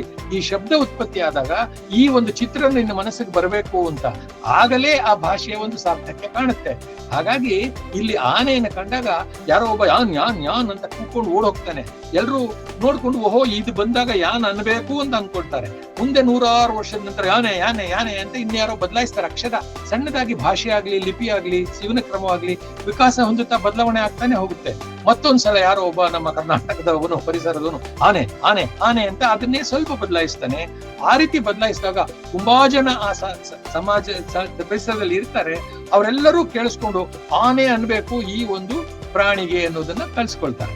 ಹಾಗಾಗಿ ಅದು ಮುಂದೆ ಬದಲಾವಣೆಯೇ ಇಲ್ಲದೆ ಹಾಗೆಯೇ ಮುಂದುವರೆದು ಬಿಟ್ಟಾಗ ಇವತ್ತಿಗೂ ಅದು ಆನೆ ಅನ್ನೋ ಪದವನ್ನೇ ನಾವು ಬಳಸೋ ಸಾಧ್ಯತೆ ಇದೆ. ಆನೆ ಅನ್ನೋ ಶಬ್ದ ಅದು. ಆ ಶಬ್ದದಲ್ಲಿ ಆನೆಯ ಚಿತ್ರವೇ ಇಲ್ಲ, ಸೊಂಡಲಿಲ್ಲ, ಬಾಲವಿಲ್ಲ. ಆದ್ರೂ ಆ ಶಬ್ದವನ್ನ ಕೇಳಿದ ಕೂಡಲೇ ನಾವು ಹಿಂದೆ ನಾವು ನೋಡಿರ್ತೀವಲ್ಲ, ಅದು ನಮ್ಮ ಮನಸ್ಸಿಗೆ ಬರುತ್ತೆ. ಅದು ಭಾಷೆಯ ಒಂದು ಪರಿಣಾಮ. ಭಾಷೆ ಅಂದ್ರೆ ಅದು ಕೇವಲ ಬಾಯಿಯಿಂದ ಹೊರಡತಕ್ಕಂತಹ ಶಬ್ದ, ಕಿವಿಯನ್ನ ತಲುಪತಕ್ಕಂತಹ ಒಂದು ಶಬ್ದ. ಬಾಯಿ ಮತ್ತು ಕಿವಿಗಳ ನಡುವೆ ನಡೀತಕ್ಕಂಥ ಸಂವಹನವನ್ನ ನಾವು ಭಾಷೆ ಅಂತ ಕರಿತೀವಿ. ಈ ಪ್ರಾಣಿಯನ್ನ ನೋಡಿ ನಾವು ಆನೆ ಅಂತ, ಯಾರೋ ನಮ್ಗೆ ಆನೆ ಅಂತ ಕೂಡ್ಲಿಕ್ಕೆ ಗೊತ್ತಾಗೋದಿಲ್ಲ ಯಾವ್ದು, ಆದ್ರೆ ದೊಡ್ಡವರು ಹಿರಿಯರು ತೋರಿಸಿ ಚಿತ್ರನ, ಮಗು ಇದು ಆನೆ ಅಂತ ಹೇಳ್ಕೊಟ್ಟಿರ್ತಾರೆ, ಇದು ಹಾವು ಅಂತ ಹೇಳ್ಕೊಟ್ಟಿರ್ತಾರೆ, ಅಥವಾ ರಸ್ತೆಯಲ್ಲೇ ಒಂದ್ ದಿವಸ ಕಂಡಾಗ ಇದನ್ನ ಹೇಳಿರ್ತಾರೆ. ಆವಾಗ ನಮ್ಗೆ ಪರಿಚಯ ಆಗುತ್ತೆ. ಹಾಗಾಗಿ ಭಾಷೆ ಅಂತಕ್ಕಂಥದ್ದು ವಸ್ತುಗಳಿಗೆ ಶಬ್ದದ ಮೂಲಕ ಕೊಟ್ಟಿರೋ ಸಂಕೇತವನ್ನ ಹಿರಿಯರು ನಮಗೆ ತಿಳಿಸ್ಕೊಟ್ಟಾಗ ನಮ್ಗೆ ಅದರ ಪರಿಚಯ ಆಗ್ತಾ ಹೋಗುತ್ತೆ. ಹಾಗಾಗಿ ಇಲ್ಲಿ ನೋಡಿ, ಭಾಷೆ ಅಂದ ಕೂಡಲೇ ಅದರಲ್ಲಿ 2 ಮುಖಗಳಿರುತ್ತೆ. ನಾವು ಮೊದಲೇ ಪ್ರಾರಂಭದಲ್ಲಿ ಹೇಳಿದಾಗೆ, ಒಂದು ಪುಸ್ತಕದಲ್ಲಿ ಒಂದು ಬರೆದಿದ್ರೆ ಒಂದು ಬರವಣಿಗೆಯನ್ನ, ಅದರಲ್ಲಿ 2 ಮುಖಗಳಿರುತ್ತೆ. ಆ 2 ಮುಖಗಳಲ್ಲಿ ಒಂದು ಅದನ್ನ ನಾವು ಕಂಡ ಕೂಡಲೇ, ಬಾಯಿಯಲ್ಲಿ ಕಂಡ ಕೂಡಲೇ, ಕಣ್ಣಿನಲ್ಲಿ ಕಂಡ ಕೂಡಲೇ ಅದನ್ನ ಏನು ಒಂದು ಗುರುತಿಸ್ತೀವಿ. ಏನು ಕನ್ನಡ ಬರಹ, ಇಂಗ್ಲಿಷ್ ಬರಹ, ಸಂಸ್ಕೃತ ಬರಹ, ಹೀಗೆ ಗುರುತಿಸ್ತೀವಿ. ಅದು ಗುರುತಿಸುವಿಕೆ ಮಾತ್ರ ಅಕ್ಷರ ರೂಪದಲ್ಲಿರುತ್ತೆ. ಆದರೆ ಅದನ್ನ ಕಂಡು ನಾವು ಬಾಯಲ್ಲಿ ಉಚ್ಚಾರಣೆ ಮಾಡ್ತೀವಲ್ಲ, ಅದು ಭಾಷೆ ಆಗುತ್ತೆ. ಕಣ್ಣಿನಲ್ಲಿ ಕಾಣತಕ್ಕಂಥದ್ದು ಲಿಪಿ, ಆದರೆ ಬಾಯಲ್ಲಿ ಹೇಳ್ತಕ್ಕಂಥದ್ದು ಭಾಷೆ. ಒಂದು ಬರವಣಿಗೆ ಅಂದ ಕೂಡಲೇ ಆ ಬರವಣಿಗೆಯಲ್ಲಿ ಲಿಪಿ ಮತ್ತು ಭಾಷೆ ಇದು ಎರಡನ್ನೂ ಕೂಡ ನಾವು ಕಣ್ಣಲ್ಲಿ ಕಂಡು ಅದನ್ನ ನಾವು ಅರ್ಥ ಮಾಡ್ಕೊಳ್ತೀವಿ. ಹಾಗಾಗಿ ಇಲ್ಲಿ ಮೊದಲಿಗೆ ನಾವು ಈಗ ಪ್ರಾರಂಭದಲ್ಲಿ ನಾವು ಇದನ್ನ ಮ್ಯಾನುಸ್ಕ್ರಿಪ್ಟ್ ಅಂತ ಇವತ್ತು ಕರಿತಾ ಇದ್ದೀವಿ. ಕೈಯಲ್ಲಿ ಬರೆಯೋ ಬರವಣಿಗೆಯನ್ನ ಮ್ಯಾನುಸ್ಕ್ರಿಪ್ಟ್ ಅನ್ನೋದು ನಮ್ಗೆಲ್ಲ ಗೊತ್ತಿರತಕ್ಕಂಥ ವಿಚಾರ. ಈ ಮ್ಯಾನುಸ್ಕ್ರಿಪ್ಟ್ ಅನ್ನೋ ಪದವನ್ನ ನಾವು ಸರಿಯಾಗಿ ಅರ್ಥ ಮಾಡ್ಕೊಳ್ಬೇಕಾಗಿದೆ. ಅನೇಕರಿಗೆ ಅದರ ಬಗ್ಗೆ ಸರಿಯಾಗಿ ವಿಚಾರ ಇರೋದಿಲ್ಲ. ಏನಂದ್ರೆ ನೋಡಿ, ಪ್ರಾರಂಭದಲ್ಲಿ ಮ್ಯಾನುಸ್ಕ್ರಿಪ್ಟ್ ಅನ್ನೋ ಪದ ಏನು ಇರಲಿಲ್ಲ. ಮೂಲತಃ ಕೈ ಬರಹಕ್ಕೆ ಲಿಪಿ ಅನ್ನುವ ಒಂದು ಸಂಸ್ಕೃತ ಪದ, ಬರಹ ಅನ್ನುವ ಒಂದು ಕನ್ನಡ ಪದ, ಬರೆಹ ಅಂತ ಕೂಡ ಕೆಲವರು ಬಳಸ್ತಾರೆ. ಅದರಲ್ಲೇನು ತಪ್ಪಿಲ್ಲ. ಹೆಚ್ಚು ಬಳಕೆಯಲ್ಲಿರೋದು ಬರಹ. ಇದಕ್ಕೆ ಪರ್ಯಾಯವಾದ ಇಂಗ್ಲಿಷ್ ಶಬ್ದ ಸ್ಕ್ರಿಪ್ಟ್ ಅಂತ. ಪ್ರಾರಂಭದಲ್ಲಿ ಈ 3ನ್ನೂ ನಾವು ಬಳಸ್ತಾ ಇದ್ವಿ. ಆದ್ರೆ ಕಾಲಾನಂತರ ಕೈಯಲ್ಲಿ ಬರೆಯುವುದರ ಜೊತೆಗೆ ಬೇರೆ ಬೇರೆ ಉಪಕರಣಗಳನ್ನ ನಾವು ಕೊನೆಯಲ್ಲಿ ನೋಡ್ತೀವಿ. ಅದನ್ನ ಟೈಪ್ ರೈಟರ್ ಇರ್ಬೋದು, ಅಥವಾ ಕಂಪ್ಯೂಟರ್ ಇರಬಹುದು, ಅಥವಾ ಇನ್ಯಾವುದೋ ಒಂದು ಮುದ್ರಣ ಇರಬಹುದು. ಇಂಥದ್ರಲ್ಲೂ ಕೂಡ ಬರಹ ಬರಲಿಕ್ಕೆ ಪ್ರಾರಂಭವಾಗುತ್ತೆ. ಆವಾಗ ಅನಿವಾರ್ಯವಾಗಿ ಕೈಯಲ್ಲಿ ಬರೆದಿದ್ದ ಬರಹ ಏನು ಅಂತ ಗೊತ್ತಾಗ್ಲಿಕ್ಕೋಸ್ಕರ ನಾವು ಅದನ್ನ ಮ್ಯಾನುಸ್ಕ್ರಿಪ್ಟ್ ಅನ್ನೋ ಹೆಸರನ್ನ ಕೊಟ್ಟಿದ್ದೀವಿ. ಮ್ಯಾನ್ಯೂಸ್ ಅಂದ್ರೆ ಮನುಷ್ಯ ಬರೆದಿದ್ದು ಅಂತ ಕೆಲವರು ಅನ್ಕೊಳ್ತಾರೆ. ಖಂಡಿತ ಅಲ್ಲ. ಮ್ಯಾನ್ಯೂಸ್ ಅಂದ್ರೆ ಕೈಗೆ ಸಂಬಂಧಪಟ್ಟಿದ್ದು, ಕೈಯಲ್ಲಿ ಮಾಡುವ ಕೆಲಸ. ನೀವೇ ನೋಡಿ, ಆಟೋಮ್ಯಾಟಿಕ್ ಮ್ಯಾನ್ಯುಯಲ್ ಅಂತ ಕೇಳ್ಬಿಡ್ತೀವಿ ನಾವು. ಮ್ಯಾನ್ಯುಯಲ್ ಅಂದ್ರೆ ಮನುಷ್ಯ ತನ್ನ ಕರಗಳಿಂದ ಮಾಡ್ತಕ್ಕಂಥ ಕೆಲಸವನ್ನ ಮ್ಯಾನ್ಯುಯಲ್ ಆಪರೇಷನ್ ಅಂತ ಕರಿತೀವಿ. ಹಾಗಾಗಿ ಇಲ್ಲಿ ಸ್ಕ್ರಿಪ್ಟ್ ಅನ್ನೋದು ಬರೀ ಬರಹ ಆಗುತ್ತೆ, ಮ್ಯಾನುಸ್ಕ್ರಿಪ್ಟ್ ಅನ್ನೋದು ಕೈ ಬರಹ ಆಗುತ್ತೆ. ಬೇಕಾದಷ್ಟು ಕಂಪ್ಯೂಟರ್ ಕೂಡ ಬರೀಬಹುದು, ಆದ್ರೆ ಅದೆಲ್ಲ ಲಿಪಿ ಆಗುತ್ತೆ. ಮ್ಯಾನುಸ್ಕ್ರಿಪ್ಟ್ ಅನ್ನೋದು ಕೈಯಲ್ಲಿ ಬರ್ತಕ್ಕಂಥ ಬರಹ ಆಗುತ್ತೆ. ಹಾಗಾಗಿ ಈ ಪುಸ್ತಕದ ಒಂದು ಹತ್ತಿರದ ದೃಶ್ಯವನ್ನು ಮುಂದೆ ನೋಡೋಣ. ಒಟ್ಟಿನಲ್ಲಿ ಒಂದು ಬರವಣಿಗೆ, ಒಂದು ಪುಸ್ತಕ, ಇದನ್ನ ನಾವು ನೋಡಿದ ಕೂಡಲೇ ಅದರೊಳಗಡೆ 2 ಇರುತ್ತೆ. ಈಗ ನಾವು ಅಕ್ಷರ ಅನ್ನೋ ಪದದ ಬಗ್ಗೆ ಸ್ವಲ್ಪ ತಿಳ್ಕೊಳ್ಳೋಣ. ಅಕ್ಷರಗಳ ಸಮೂಹವೇ ವಾಕ್ಯ, ವಾಕ್ಯಗಳ ಸಮೂಹವೇ ಪರಿಚ್ಛೇದ, ಇಂಗ್ಲಿಷ್ ನಲ್ಲಿ ಪ್ಯಾರಾ ಅಂತೀವಲ್ಲ ಹಾಗೆ, ಪರಿಚ್ಛೇದಗಳ ಸಮೂಹವೇ ಒಂದು ಪುಸ್ತಕ. ಹಾಗಾಗಿ ಅಕ್ಷರ ಅನ್ನೋದು ಮೂಲವಾದ ವಸ್ತು ಬರವಣಿಗೆಗೆ. ಈ ಅಕ್ಷರ ಅನ್ನೋ ಪದ ಯಾಕೆ ಹುಟ್ಟಿತು, ಅಕ್ಷರ ಅನ್ನೋದರ ಅರ್ಥ ಏನು ಅನ್ನೋದ್ರ ಬಗ್ಗೆ ಸ್ವಲ್ಪ ಯೋಚನೆ ಮಾಡಿದ್ರೆ ನೋಡಿ, ಭಾಷೆ ಅಂತಕ್ಕಂಥದ್ದು, ಈಗ ನಾನು ನಿಮ್ಮ ಎದುರಿಗೆ ಏನ್ ಮಾತಾಡ್ತಾ ಇದ್ದೀನಿ ಅದು ನಿಮ್ಮ ಕಿವಿಗಳಿಗೆ ಮಾತ್ರ ಕೇಳ್ತಾ ಇದೆ. ಇದನ್ನ ನಾವು ಕೇಳಿಸ್ಕೊಳ್ಳದೆ ಹೊರಗಿರೋರು ಕೇಳ್ತಾ ಇಲ್ಲ. ಆಮೇಲೆ ಅವ್ರು ಬಂದು ಇದನ್ನ ನಾವು ಈ ಒಂದು ಪದಾರ್ಥವನ್ನ, ಉಪಕರಣವನ್ನ ಚಾಲುಗೊಳಿಸಿದ್ರು ಅವ್ರಿಗೇನು ಕೇಳಿಸೋದಿಲ್ಲ. ಕಾರಣ ಭಾಷೆ ಅನ್ನೋದು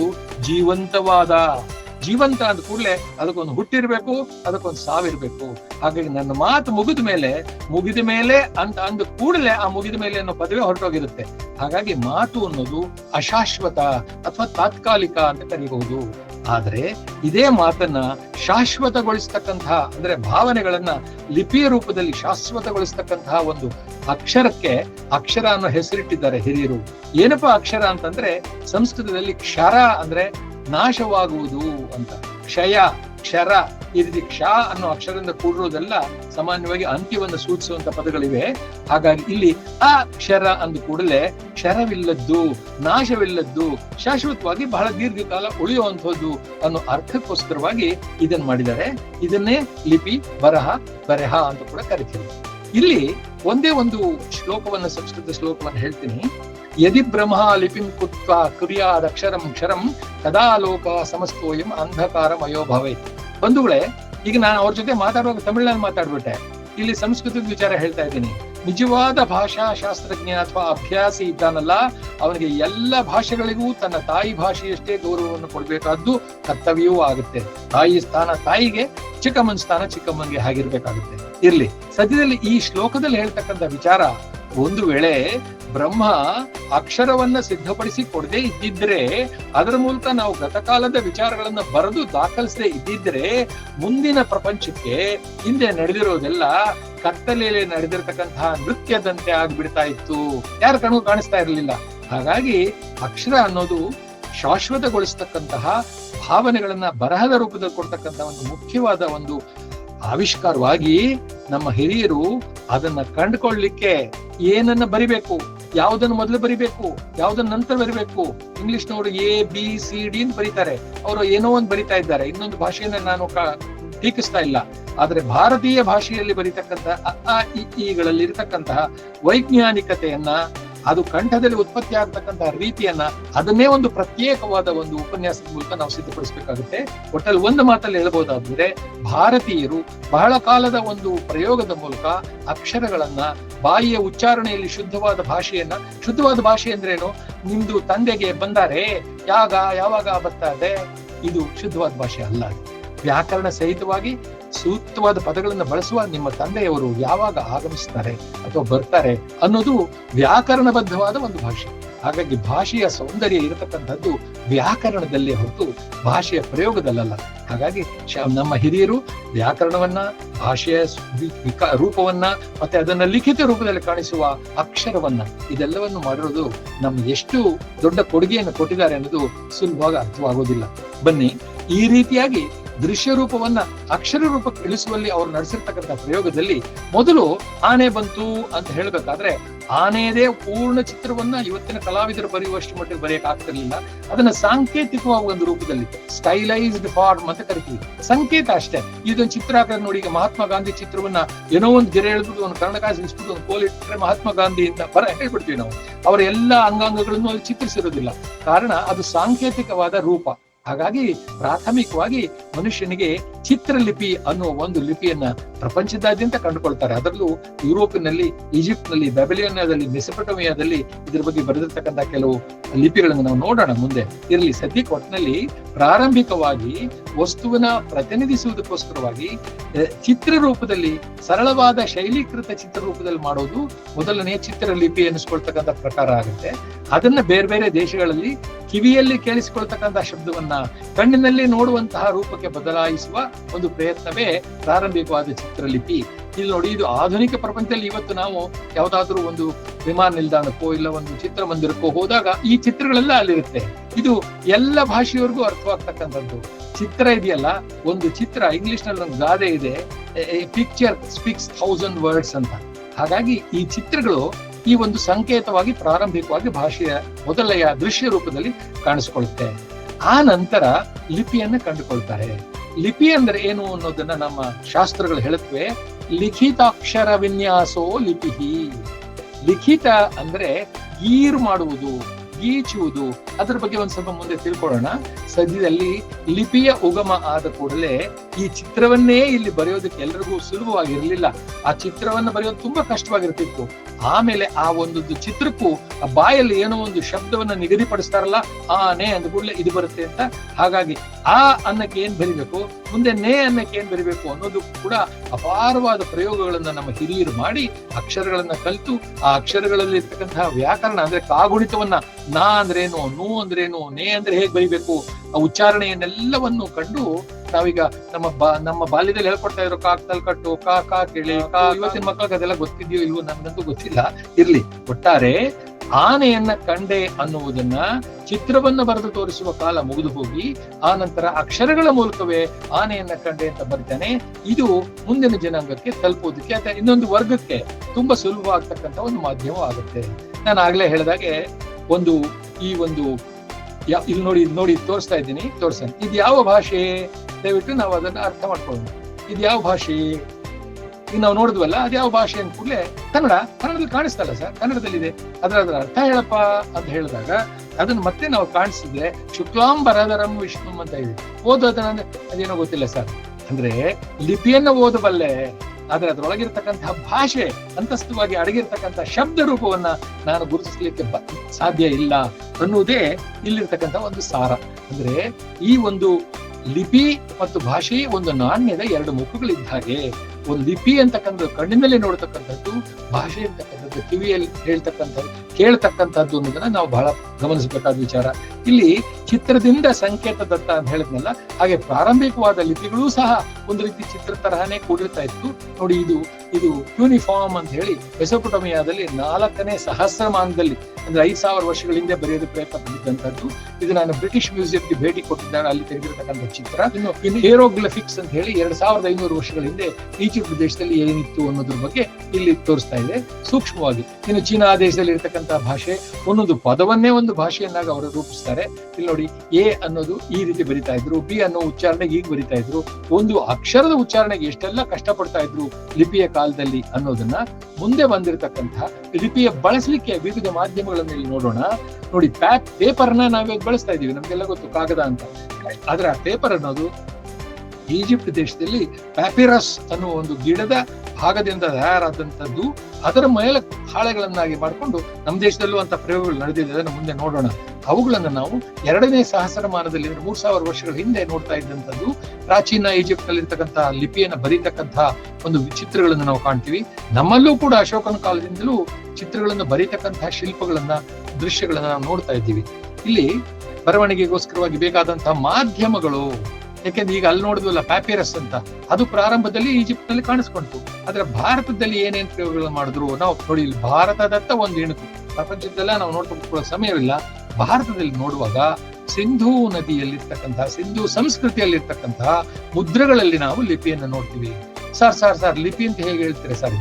ಇದ್ರಲ್ಲಿ ಏನು ಓದಕ್ಕೆ ಗೊತ್ತಾಗಿಲ್ವಲ್ಲ, ಇನ್ನು ಎಲ್ಲ ಪ್ರಯತ್ನಗಳು ನಡೀತಾ ಇದೆಯಲ್ಲ, ಲಿಪಿ ಅಂತ ಸ್ವೀಕರಿಸಬಹುದೇ? ಖಂಡಿತವಾಗ್ಲೂ ಸ್ವೀಕರಿಸಬಹುದು. ಹೇಗೆ ಅಂದ್ರೆ, ಇದು ಚಿತ್ರ ಅಂತೂ ಅಲ್ಲ. ಚಿತ್ರ ಅಲ್ಲದೆ ಕೆಲವು ಸಂಕೇತವಾದ ಮೇಲೆ ಈ ಸಂಕೇತವನ್ನು ಕಂಡು ಕೂಡಲೇ ಜನರ ಬಾಯಲ್ಲಿ ಏನೋ ಶಬ್ದ ಅವತ್ತು ಬರ್ತಾ ಇತ್ತು, ಇವತ್ತಿನ್ನೂ ಗೊತ್ತಾಗಿಲ್ಲ. ಯಾವ ಭಾಷೆ ಅದು, ಅದರ ಅರ್ಥ ಏನು ಅನ್ನೋದು ಗೊತ್ತಾಗದೆ ಇರಬಹುದು.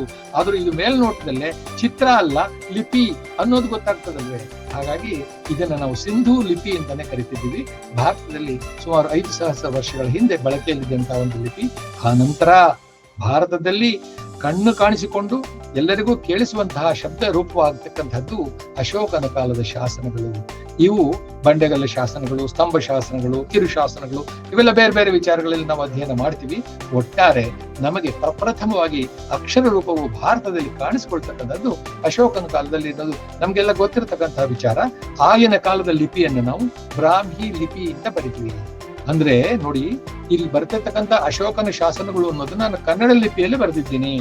ಇಂಗ್ಲಿಷ್ ನಲ್ಲೂ ಕೂಡ ಇದನ್ನು ಬರೀಬಹುದು. ASHOK ಅಂತೇನು ಅಶೋಕ, NA ಅಶೋಕನ ಶಾಸನಗಳು ಅನ್ನುವಾಗ SHA SA ಇದರೆಲ್ಲ ಬರಿಬಹುದು. ತೆಲುಗಿನಲ್ಲಿ ಬರಿಬಹುದು ಅಶೋಕನ ಶಾಸನಗಳು ಅಂತ. ಭಾಷೆ ಯಾವುದೋ ಇರ್ಬೋದು, ಲಿಪಿ ಯಾವುದೋ ಇರ್ಬೋದು. ಹಾಗೆ ಬ್ರಾಹ್ಮಿ ಲಿಪಿಯಲ್ಲಿ ಬರ್ತಿರ್ತಕ್ಕಂಥದ್ದು ಕೆಲವು ಸಲ ಬೇರೆ ಬೇರೆ ಭಾಷೆಗಳಲ್ಲಿ ಪ್ರಾಕೃತ ಇರ್ಬೋದು, ಇನ್ಯಾವುದ್ರಲ್ಲಿ ಇರ್ಬೋದು, ಹಾಗೆ ಬರ್ದಿರ್ತಕ್ಕಂಥದ್ದು ನಾವು ಕಾಣ್ತೀವಿ. ಉಗಮ ಅದು. ಇನ್ನು ಅಶೋಕನ ಶಾಸನಗಳಲ್ಲಿ ಇದ್ದಂತಹ, ಈ ಹಿಂದೆ ಇದೆ ಅನಿಮೇಷನ್ ಕಾಣಲ್ಲ ನೋಡಿ, ಅಶೋಕನ ಶಾಸನಗಳಲ್ಲಿ ಕಂಡು ಬಂದಂತಹ ಬ್ರಾಹ್ಮಿ ಲಿಪಿಯೇ ಆನಂತರ ಭಾರತದ ವಿವಿಧ ಪ್ರದೇಶಗಳಿಗೆ ಚಲಿಸಿ 100 ವರ್ಷಗಳ ನಂತರ ತನ್ನದೇ ಆದ ಪ್ರದೇಶಗಳಲ್ಲಿ, ತನ್ನದೇ ಆದ ಕಾಲಮಾನಗಳಲ್ಲಿ, ತನ್ನದೇ ಆದ ರೂಪಗಳಲ್ಲಿ ನಮಗೆ ಕಾಣಿಸಿಕೊಳ್ಳೋದನ್ನು ನೋಡಿದ್ದೀವಿ. ಹಾಗಾಗಿ ಮೊದಲಿಗೆ 2 ರೂಪಗಳನ್ನು ಪಡೆಯುತ್ತೇವೆ. ಉತ್ತರ ಭಾರತದ ಕಡೆಗೆ ಒಂದು ಪಥ ಹೋಗುತ್ತೆ, ದಕ್ಷಿಣ ಭಾರತದ ಕಡೆಗೆ ಒಂದು ಪಥ ಬರುತ್ತೆ. ದಕ್ಷಿಣ ಭಾರತದಲ್ಲಿ ಬದಲಾವಣೆಗಳಾಗ್ತಾ ಹೋಗೋದು, ತೆಲುಗು ಮತ್ತೆ ತಮಿಳುನಾಡಿನಲ್ಲಿ ಕೂಡ ಬ್ರಾಹ್ಮಿ ಲಿಪಿಯನ್ನು ನೋಡ್ತೀವಿ. ಮತ್ತೆ ಈ ಕೇರಳ ಮುಂತಾದ ಕಡೆಗಳಲ್ಲಿ ಇರತಕ್ಕಂತಹ ಭಾಷೆಗಳ ಲಿಪಿಗಳು ಈ ರೀತಿ ಬದಲಾವಣೆ ಆದ್ರೆ, ಉತ್ತರ ಭಾರತದ ಭಾಷೆಗಳ ಲಿಪಿಗಳು ಈಗ ಬದಲಾವಣೆ ಆಗ್ತದೆ. ಈ ರೀತಿ ಭಾಷೆಯಲ್ಲಿ ನಡೆಯುವ, ನಾನು ಹೇಳಿದ್ನಲ್ಲ, ನಾನು ಅದರ ವಿಚಾರ ಹೆಚ್ಚು ಮಾತಾಡ್ಲಿಕ್ಕೆ ಹೋಗೋದಿಲ್ಲ ಅಂತ, ಭಾಷೆ ಅಥವಾ ಲಿಪಿಯಲ್ಲಿರ್ತಕ್ಕಂತಹ ವಿಕಾಸಗಳನ್ನ ನಾವು ಅರ್ಥ ಮಾಡ್ಕೊಳ್ಳುವಾಗ ಪೇಲಿಯೋಗ್ರಫಿ ಅಂತ ಕರಿತೀವಿ. ಅದಕ್ಕೆ ಒಂದು ವಿಶೇಷವಾದ ಪ್ರಕಾರ ಇದೆ ನಮ್ಮ ಪುರಾತತ್ವ ಅಧ್ಯಯನದಲ್ಲಿ. ಸದ್ಯದಲ್ಲಿ ನಾನು ಮಾತಾಡ್ತಿರೋದು ವಿಕಾಸದ ಬಗ್ಗೆ ಅಲ್ಲ, ಅದರಲ್ಲಿ ಬರವಣಿಗೆಯನ್ನ ಚಿತ್ರೀಕರಣಕ್ಕೆ ಕಣ್ಣಿಗೆ ಕಾಣಿಸುವಂತೆ ಮಾಡುವ ಪ್ರಯತ್ನಗಳು. ಇದು ಖರೋಷ್ಠಿ ಲಿಪಿ ಅಂತ. ಭಾರತದಲ್ಲಿ ಅಶೋಕನ ಕಾಲದಲ್ಲಿಯೇ ಸ್ವಲ್ಪ ನಂತರದಲ್ಲಿ ಖರೋಷ್ಠಿ ಲಿಪಿ ಎನ್ನುವ ಒಂದು ಬಗೆಯ ಲಿಪಿ ಬಳಕೆಯಲ್ಲಿದ್ದು ನಮ್ಮ ಕಣ್ಣಿಗೆ ಬರುತ್ತೆ. ಇದು ಒಂದು ರೀತಿ ವಿಚಿತ್ರವಾದ ಅಕ್ಷರಗಳಿಂದ ಕೂಡಿರುತ್ತೆ, ಆಕಾರದಿಂದ ಕೂಡಿರುತ್ತೆ. ನೋಡಿ, 1st ಸೆಂಚುರಿ ಅಂದ್ರೆ 1ನೇ ಶತಮಾನದ ಸಾಮಾನ್ಯ ಕಾಲಮಾನದಲ್ಲಿ. ಬನ್ನಿ ಆತ್ಮೀಯರೇ, ನಮ್ಮ ಭಾರತ ದೇಶದಲ್ಲಿ ಶಬ್ದದ ರೂಪದಲ್ಲಿದ್ದದನ್ನ ಅಕ್ಷರ ರೂಪಕ್ಕೆ ಇಳಿಸಬೇಕಾದ್ರೆ ಏನೆಲ್ಲ ಮಾಧ್ಯಮಗಳನ್ನ ಬಳಸಿದ್ರು ಅನ್ನೋದನ್ನ ನಾವು ಯೋಚನೆ ಮಾಡೋಣ. ನೋಡಿ, ಇದು ಒಂದು ಬಗೆಯ ವೃಕ್ಷ. ಈ ವೃಕ್ಷ, ಇದನ್ನ ನಾವು ಭೂರ್ಜ ವೃಕ್ಷ ಅಂತ ಕರಿತೀವಿ. ಇದನ್ನ ಭೋಜ ವೃಕ್ಷ ಅಂತ ಕೂಡ ಉತ್ತರ ಭಾರತದಲ್ಲಿ ಕರೀತಾರೆ. ಇದು ನನ್ನ ಹತ್ರ ಇದೆ, ನನ್ನ ಸಂಗ್ರಹದಲ್ಲಿ ಇದೆ. ಇದಕ್ಕೆ ಭೂರ್ಜ ಪತ್ರ ಅಂತ ನಮ್ಮ ಭಾಷೆಯಲ್ಲಿ ಬಳಸ್ತೀವಿ. ಈ ಭೂರ್ಜ ಪತ್ರದಲ್ಲಿ ಇರ್ತಕ್ಕಂತಹ ರಚನೆ ಅಂದ್ರೆ, ಅದ್ರ ಮೇಲಿರ್ತಕ್ಕಂತಹ ತೊಗಟೆ ಅಥವಾ ತೊಗಲು, ಕ್ವಾಕ್ ಅಂತ ಕರಿತೀವಿ. ಇದನ್ನ ಒಂದು ಚಾಕುವಿನಿಂದ ಇಲ್ಲಿ ಹರಿತವಾಗಿ ಹರಿದು ಬಿಟ್ಟು 2 ಕಡೆನೂ ಸೀಳಿದ್ರೆ ಈ ಕಡೆಗೆ ಬೇರೆ, ಈ ಕಡೆಗೆ ಬೇರೆಯಾಗಿ ಹಾಳೆಯ ರೂಪದಲ್ಲಿ ನೋಡಿ ಹೀಗೆ ಬರ್ತಾ ಹೋಗುತ್ತೆ. ಅಂದ್ರೆ ಈ ಒಂದು ಮರದ ಕಾಂಡದಲ್ಲಿ ಇಷ್ಟು ಅಗಲದಲ್ಲಿ ನಾವು ಒಂದು 100 ಹಾಳೆಯನ್ನು ತೆಗಿಬಹುದಂತೆ. ಅಂದ್ರೆ ಇದ್ರೊಳಗಿರ್ತಕ್ಕಂಥ ರಚನೆಯೇ ಪದರವಾಗಿರ್ತಕ್ಕಂಥದ್ದು. ಇದು ಭೂರ್ಜ ಪತ್ರ ಅಂತ. ಇದು ಉತ್ತರ ಭಾರತದಲ್ಲಿ ಮಾತ್ರ ಕಂಡು ಬರುತ್ತೆ. ಹಿಮಾಲಯ ಪರ್ವತದ ತಪ್ಪಲಿನಲ್ಲಿ ಇಂತಹ ಪತ್ರಗಳು, ಅಪಾರವಾದ ಗಿಡಗಳು ಕಂಡು ಬರುತ್ತೆ. ನಮ್ಮ ದೇಶದಲ್ಲಿ ಪ್ರಾಚೀನವಾದ ಜನರು ಈ ತರ ಒಂದು ಹಾಳೆಗಳನ್ನು ಬಳಸಿ ಸಿದ್ಧಪಡಿಸಿರ್ತಕ್ಕಂಥ ಪುಸ್ತಕಗಳು ಇವತ್ತಿಗೂ ನಮ್ಮ ವಸ್ತು ಸಂಗ್ರಹಾಲಯಗಳಲ್ಲಿ ಉಳ್ಕೊಂಡು ಬಂದಿವೆ. ಇದು ನಾವೀಗ ಮುಂದುವರಿತಾ ಇರೋದು ಭಾರತದಲ್ಲಿ ಅತ್ಯಂತ ಹೆಚ್ಚು, ಅಂದ್ರೆ ಲಕ್ಷಗಟ್ಟಲೆ ಲಭ್ಯ ಇರತಕ್ಕಂತಹ ಪ್ರಾಚೀನವಾದ ಸಾಹಿತ್ಯವನ್ನ ಆ ಭೂರ್ಜ ಪತ್ರ ಕೈಯಲ್ಲಿ ಮುಟ್ಟಿದ್ರೆ ಹೊರದು ಹೋಗ್ತಾ ಇತ್ತು. ಬಹಳ ಅಶಾಶ್ವತವಾಗಿತ್ತು. ಆದ್ರಿಂದ ಆ ಕಾಲದಲ್ಲಿ ಬಳಕೆಗೆ ಬಂದಿರತಕ್ಕಂತ ಮತ್ತೊಂದು ಹೊಸ, ಅಮ್ಮ ಕೇಳಿಸ್ತಾ ಇದೆ ಅಲ್ವಾ ಎಲ್ಲ ಶಬ್ದಗಳು? ಪ್ರತಿಕ್ರಿಯೆ ಕೂಡ ಬೇಕಾಗುತ್ತೆ ಅವಾಗ. ವೆರಿ ಗುಡ್, ತುಂಬಾ ಸಂತೋಷ. ಸೊ ಆ ಕತೆ ಹೇಳುವಾಗ ಹೂ ಅನ್ನು ಮಗು ಅಂತ ನಮ್ಮ ಅಜ್ಜಿ ಹೇಳ್ತಾ ಇದ್ರು. ನಿದ್ದೆ ಮಾಡ್ಬಿಡುತ್ತೆ, ಸುಮ್ನೆ ನಾನು ಹೇಳ್ಬೇಕು. ಇರ್ಲಿ, ಬನ್ನಿ ವಿಚಾರಕ್ಕೆ ಬರೋಣ. ಇಲ್ಲಿ ನಾವು ಭಾರತದಲ್ಲಿ ಅಪಾರವಾಗಿ ಬಳಕೆಯಲ್ಲಿ ಇರ್ತಕ್ಕಂತಹ ತಾಳೆಗರಿಯ ಪುಸ್ತಕಗಳು ಅಂತ ಕರಿತೀವಿ. ಮುಂದೆ ಅದರ ಚಿತ್ರ ನೋಡೋಣ. ಆ ತಾಳೆಗರಿಯನ್ನ ಸಿದ್ಧವಾಗ್ತಿರ್ತಕ್ಕಂತಹ ಒಂದು ಗಿಡ ಇದು ತಾಳೆ ಗಿಡ, ಪಾಮ್ ಟ್ರೀ ಅಂತ ಇಂಗ್ಲಿಷ್ ಅಲ್ಲಿ ಕರಿತೀವಿ. ನೋಡಿ, ಇದು ಕೆಳದಿಯಲ್ಲಿರ್ತಕ್ಕಂತಹ ಒಂದು ಮರ. ಇದು ಹಂಪೆಯಲ್ಲಿರ್ತಕ್ಕಂತಹ ನದಿ ತೀರದಲ್ಲಿದ್ದಂತಹ ಒಂದು ಮರ. ದಕ್ಷಿಣ ಭಾರತದಲ್ಲಿ, ತಮಿಳುನಾಡಿನಲ್ಲಿ, ಕರ್ನಾಟಕದಲ್ಲಿ, ಕೇರಳದಲ್ಲಿ, ಆಂಧ್ರದಲ್ಲಿ, ವಿಂಧ್ಯ ಪರ್ವತದವರೆಗೂ ಅನೇಕ ಪ್ರದೇಶಗಳಲ್ಲಿ ಈ ಒಂದು ಗಿಡ ಅಪಾರವಾಗಿ ಕಂಡು ಬರೋದ್ರಿಂದ ನಮ್ಮ ಪೂರ್ವಜರು ಈ ಗಿಡದ ಎಲೆಯನ್ನ ಕತ್ತರಿಸಿ ಪಟ್ಟಿಗಳಂತೆ ಮಾಡಿ ಅದರಲ್ಲಿ ಅಕ್ಷರವನ್ನ ಬರೆಯುವ ಪ್ರಯೋಗವನ್ನು ಮಾಡಿದ್ದಾರೆ. ನಾನು ಈ ಗರಿಯಲ್ಲಿ ಅಕ್ಷರಗಳನ್ನ ಬರೆದಿದ್ದೀನಿ, ಅದನ್ನು ನಾನು ತೋರಿಸ್ತೀನಿ ಸದ್ಯದಲ್ಲೇ. ಹಾಗಾಗಿ ನಮ್ಮ ಪೂರ್ವಜರು ಈ ಹಾಳೆ ಮೇಲೆ ಹೇಗೆ ಬರಿತಾ ಇದ್ರು ಅನ್ನೋದನ್ನ ತಿಳ್ಕೊಂಡು ತಾಳೆ ಪತ್ರ ಇದು ಅಂತ ಕರಿತೀವಿ. ನೋಡಿ, ಇದು ತಾಳೆ ಗರಿಯ ಒಂದು ಗರಿಯ ಆಕಾರವನ್ನ ನೀವು ಗಮನಿಸಿ. ಇದು ಸುಮಾರು 20 ವರ್ಷದಿಂದ ತೆಗೆದಿರೋ ಚಿತ್ರ. ಆಗ ಈ ತಾಳೆ ಗರಿಯ ಗಾತ್ರ ಎಷ್ಟಿದೆ ನೋಡಿ. ಇದರಲ್ಲಿ ಒಂದೇ ಸಮನಾದ ಅಗಲ ಇರತಕ್ಕಂತಹ ಮಧ್ಯ ಭಾಗವನ್ನು ಕತ್ತರಿಸಿ ಒಂದೊಂದು ಪಕಳೆಗಳನ್ನಾಗಿ ಮಾಡಿ ನಾವು ಅದನ್ನ ಚಿತ್ರ ಬಳಸ್ಕೊಳ್ತೀವಿ ಅಕ್ಷರಕ್ಕೋಸ್ಕರವಾಗಿ. ಇದನ್ನ ತಾಳೆಗರಿ ಅಥವಾ ಓಲೆಗರಿ ಅನ್ನೋದು ಕೂಡ ಕರೀತಾರೆ. ಓಲೆಗರಿ ಅಂತ ಯಾಕೆ ಕರೀತಾರೆ ಅನ್ನೋದ್ರ ಬಗ್ಗೆ ಹೆಚ್ಚು ಪ್ರಯೋಗಗಳು ನಡೆದಿಲ್ಲ. ಅದರ ಬಗ್ಗೆ ವಿವರಣೆ ಎಲ್ಲೂ ಪ್ರಕಟವಾಗಿಲ್ಲ. ಸದ್ಯದಲ್ಲಿ ನಾನು ಹೇಳಕ್ ಪ್ರಯತ್ನ ಮಾಡ್ತೀನಿ. ಇರ್ಲಿ, ಇಲ್ಲಿ ನೋಡಿ, ಇದು ಒಂದು ಬೃಹತ್ತಾದ ಗ್ರಂಥ. ಇದು ಇದು ತಾಳೆಗರಿಯಲ್ಲಿ ಬರೆದಿರ್ತಕ್ಕಂಥ ಒಂದು ಪುಸ್ತಕ. ಇದರಲ್ಲಿ ಸುಮಾರು ಹಾಳೆಗಳಿದೆ. ತಾಳೆಗರಿಯಲ್ಲಿ ಬರೆಯುವಾಗ ಒಂದು 30, 40, 50 ಹಾಳೆಗಳಿಗೆ ಸೀಮಿತವಾಗೋದು ಸಾಮಾನ್ಯ. ಆದ್ರೆ ಇದರಲ್ಲಿ 100ಕ್ಕೂ ಹೆಚ್ಚು ಹಾಳೆಗಳಿರ್ತಕ್ಕಂಥ ಒಂದು ಬೃಹತ್ ಗ್ರಂಥ. ಈ ಗ್ರಂಥವನ್ನ ಈ ದಾರದಲ್ಲಿ ಕಟ್ಟಿಡ್ತಾರೆ. ಈ ದಾರದಲ್ಲಿ ಕಟ್ಟಿರೋದನ್ನ ಹೀಗೆ ಬಿಚ್ಚಿದಾಗ ಇದರೊಳಗಡೆ ಇರ್ತಕ್ಕಂಥ ಹಾಳೆಗಳಲ್ಲಿ ಈ ರೀತಿ ಅಕ್ಷರಗಳನ್ನು ಬರೆದಿರ್ತಾರೆ. ತಮಿಳು ಇರಬಹುದು, ತೆಲುಗಿರ್ಬಹುದು, ಕನ್ನಡ ಇರಬಹುದು, ಬೇಕಾದಷ್ಟು ಕನ್ನಡ ಹಸ್ತಪ್ರತಿಗಳು ನಮ್ಮ ಮೈಸೂರಿನ ನನ್ನ ಹೆಮ್ಮೆಯ ಸಂಸ್ಥೆಯಾದ ಪ್ರಾಚ್ಯವಿದ್ಯಾ ಸಂಶೋಧನಾಲಯದ ಪಕ್ಕದಲ್ಲೇ ಇರತಕ್ಕಂತಹ institute of Kannada studies Kuvempu ಅಧ್ಯಯನ ಸಂಸ್ಥೆಯಲ್ಲಿ ಬೇಕಾದಷ್ಟು ಕನ್ನಡ ಹಸ್ತಪ್ರತಿಗಳಿದೆ. ನಾವು ಸಂಸ್ಕೃತ ಹಸ್ತಪ್ರತಿಗಳು ನೋಡ್ಬೇಕಾದ್ರೆ ನಾನು ಕೊನೆಯಲ್ಲಿ ಚಿತ್ರವನ್ನು ತೋರಿಸ್ತೀನಿ. ಪ್ರಾಚ್ಯವಿದ್ಯಾ ಸಂಶೋಧನಾಲಯ ಅಂತ ಅಲ್ಲಿ ಸೇವೆ ಸಲ್ಲಿಸುವ ಭಾಗ್ಯ ನಂದಾಗಿತ್ತು. ಅಲ್ಲಿ ಇವೆ ಇವುಗಳನ್ನೆಲ್ಲ ತಾವು ಅಲ್ಲಿ ಹೋಗಿ, ಇಲ್ಲಿ ಎಷ್ಟೋ ಇನ್ನೂ ಅಪ್ರಕಟಿತವಾಗಿವೆ. ಪ್ರಕಟಿತಗಳು ಅಂದ್ರೆ ಆತ್ಮೀಯರೇ, ನೀವೆಲ್ಲ ವಿದ್ವಾಂಸರು ನಿಮಗೆ ಗೊತ್ತಿರೋದು, ಕೆಲವು ಹೊಸ ಜನರು ಯುವಕರು ಬಂದಿರಬಹುದು, ಅವ್ರಿಗೋಸ್ಕರವಾಗಿ ನಾನು ಈ ಮಾತನ್ನ ಹೇಳಬೇಕಾಗಿದೆ. ಅಪ್ರಕಟಿತ ಕೃತಿ ಅನ್ನೋದು ಒಂದು ವಿಶೇಷವಾದ ಪದ. ಅಂದ್ರೆ ಇದ್ರೊಳಗೇನೋ ರಾಮಾಯಣ ಬರೆದಿರ್ತಾರೆ, ಇದ್ರೊಳಗೇನೋ ಒಂದು ಸಾಹಿತ್ಯ ಬರೆದಿರ್ತಾರೆ, ಇದ್ರೊಳಗೇನೋ ದಂಡಿಯ ಕಾವ್ಯ ಬರೆದಿರ್ತಾರೆ. ಇದನ್ನ ಆಗಲೇ ವಿದ್ವಾಂಸರು ಓದಿ ಇವತ್ತೇ ನಾವು ಓದಬಹುದಾದ ಭಾಷೆಯ ರೂಪ ಲಿಪಿಯಲ್ಲಿ ಇಂಗ್ಲಿಷ್ನಲ್ಲೋ ಕನ್ನಡದಲ್ಲೋ ಪರಿವರ್ತಿಸಿ ಅದನ್ನ ಪ್ರಕಟಿಸಿರ್ತಾರೆ. ಜನಗಳಿಗೆ ಗೊತ್ತಾಗಿರುತ್ತೆ. ಅದನ್ನ ಪ್ರಕಟಿತ ಗ್ರಂಥಗಳು ಅಂತ ಕರಿತೀವಿ. ಇನ್ನೂ ಕೆಲವು ತೆರೆದೇ ಇರೋದಿಲ್ಲ, ಓದೇ ಇಲ್ಲ ವಿದ್ವಾಂಸರು, ಅದರ ಬಗ್ಗೆ ಜನಗಳಿಗೆ ಗೊತ್ತೇ ಇಲ್ಲ. ಅಂತಹ ಕೆಲವುಗಳನ್ನ ಅಪ್ರಕಟಿತ ಕೃತಿಗಳು ಅಂತ ಕರಿತೀವಿ. ಹಾಗಾಗಿ ಮೈಸೂರಿನಲ್ಲಿರ್ತಕ್ಕಂಥ ನಮ್ಮ ಕುವೆಂಪು ಕನ್ನಡ ಅಧ್ಯಯನ ಸಂಸ್ಥೆಯಲ್ಲೂ ಅನೇಕ ಅಪ್ರಕಟಿತ ಕೃತಿಗಳಿವೆ. ಮುಂದಿನ ಸಂಶೋಧಕರಿಗೆ ಅವು ಕಾಯ್ತಾ ಇವೆ. ಹಾಗೆಯೇ ನಮ್ಮ ಪ್ರಾಚ್ಯವಿದ್ಯಾ ಸಂಶೋಧನಾಲಯದಲ್ಲೂ ಅನೇಕ ಉಳ್ಕೊಂಡಿವೆ. ಇವು ತಾಳೆಗರಿಯ ಗ್ರಂಥಗಳು. ನೋಡಿ, ಇದು ತಾಳೆಗರಿಯಲ್ಲಿ ಮಧ್ಯದ ಭಾಗವನ್ನ ಕತ್ತರಿಸಿದಾಗ ಅದರೊಳಗೆ 2 ಭಾಗ. ತೆಂಗಿನ ಗರಿನ ನಾವೆಲ್ಲ ನೋಡಿದೀವಿ, ಮಕ್ಕಳಾಗಿದ್ದಾಗ ಆಟ ಆಡಿದೀವಿ. ತೆಂಗಿನ ಗರಿ ಒಳಗಡೆ ಮಧ್ಯ ಒಂದು ಕಡ್ಡಿ ಇರುತ್ತೆ. ಆ ಕಡ್ಡಿಗೆ ಈ ಕಡೆ ಒಂದು, ಆ ಕಡೆ ಒಂದು ಚಿಟ್ಟೆ ರೆಕ್ಕೆಗಳ ತರ ಇರ್ತಕ್ಕಂಥ 2 ಪಕ್ಕಳೆಗಳಿರುತ್ತೆ. ಫೋಲಿಯೋಸ್ ಅಂತ ಕರಿತೀವಿ ನಾವು.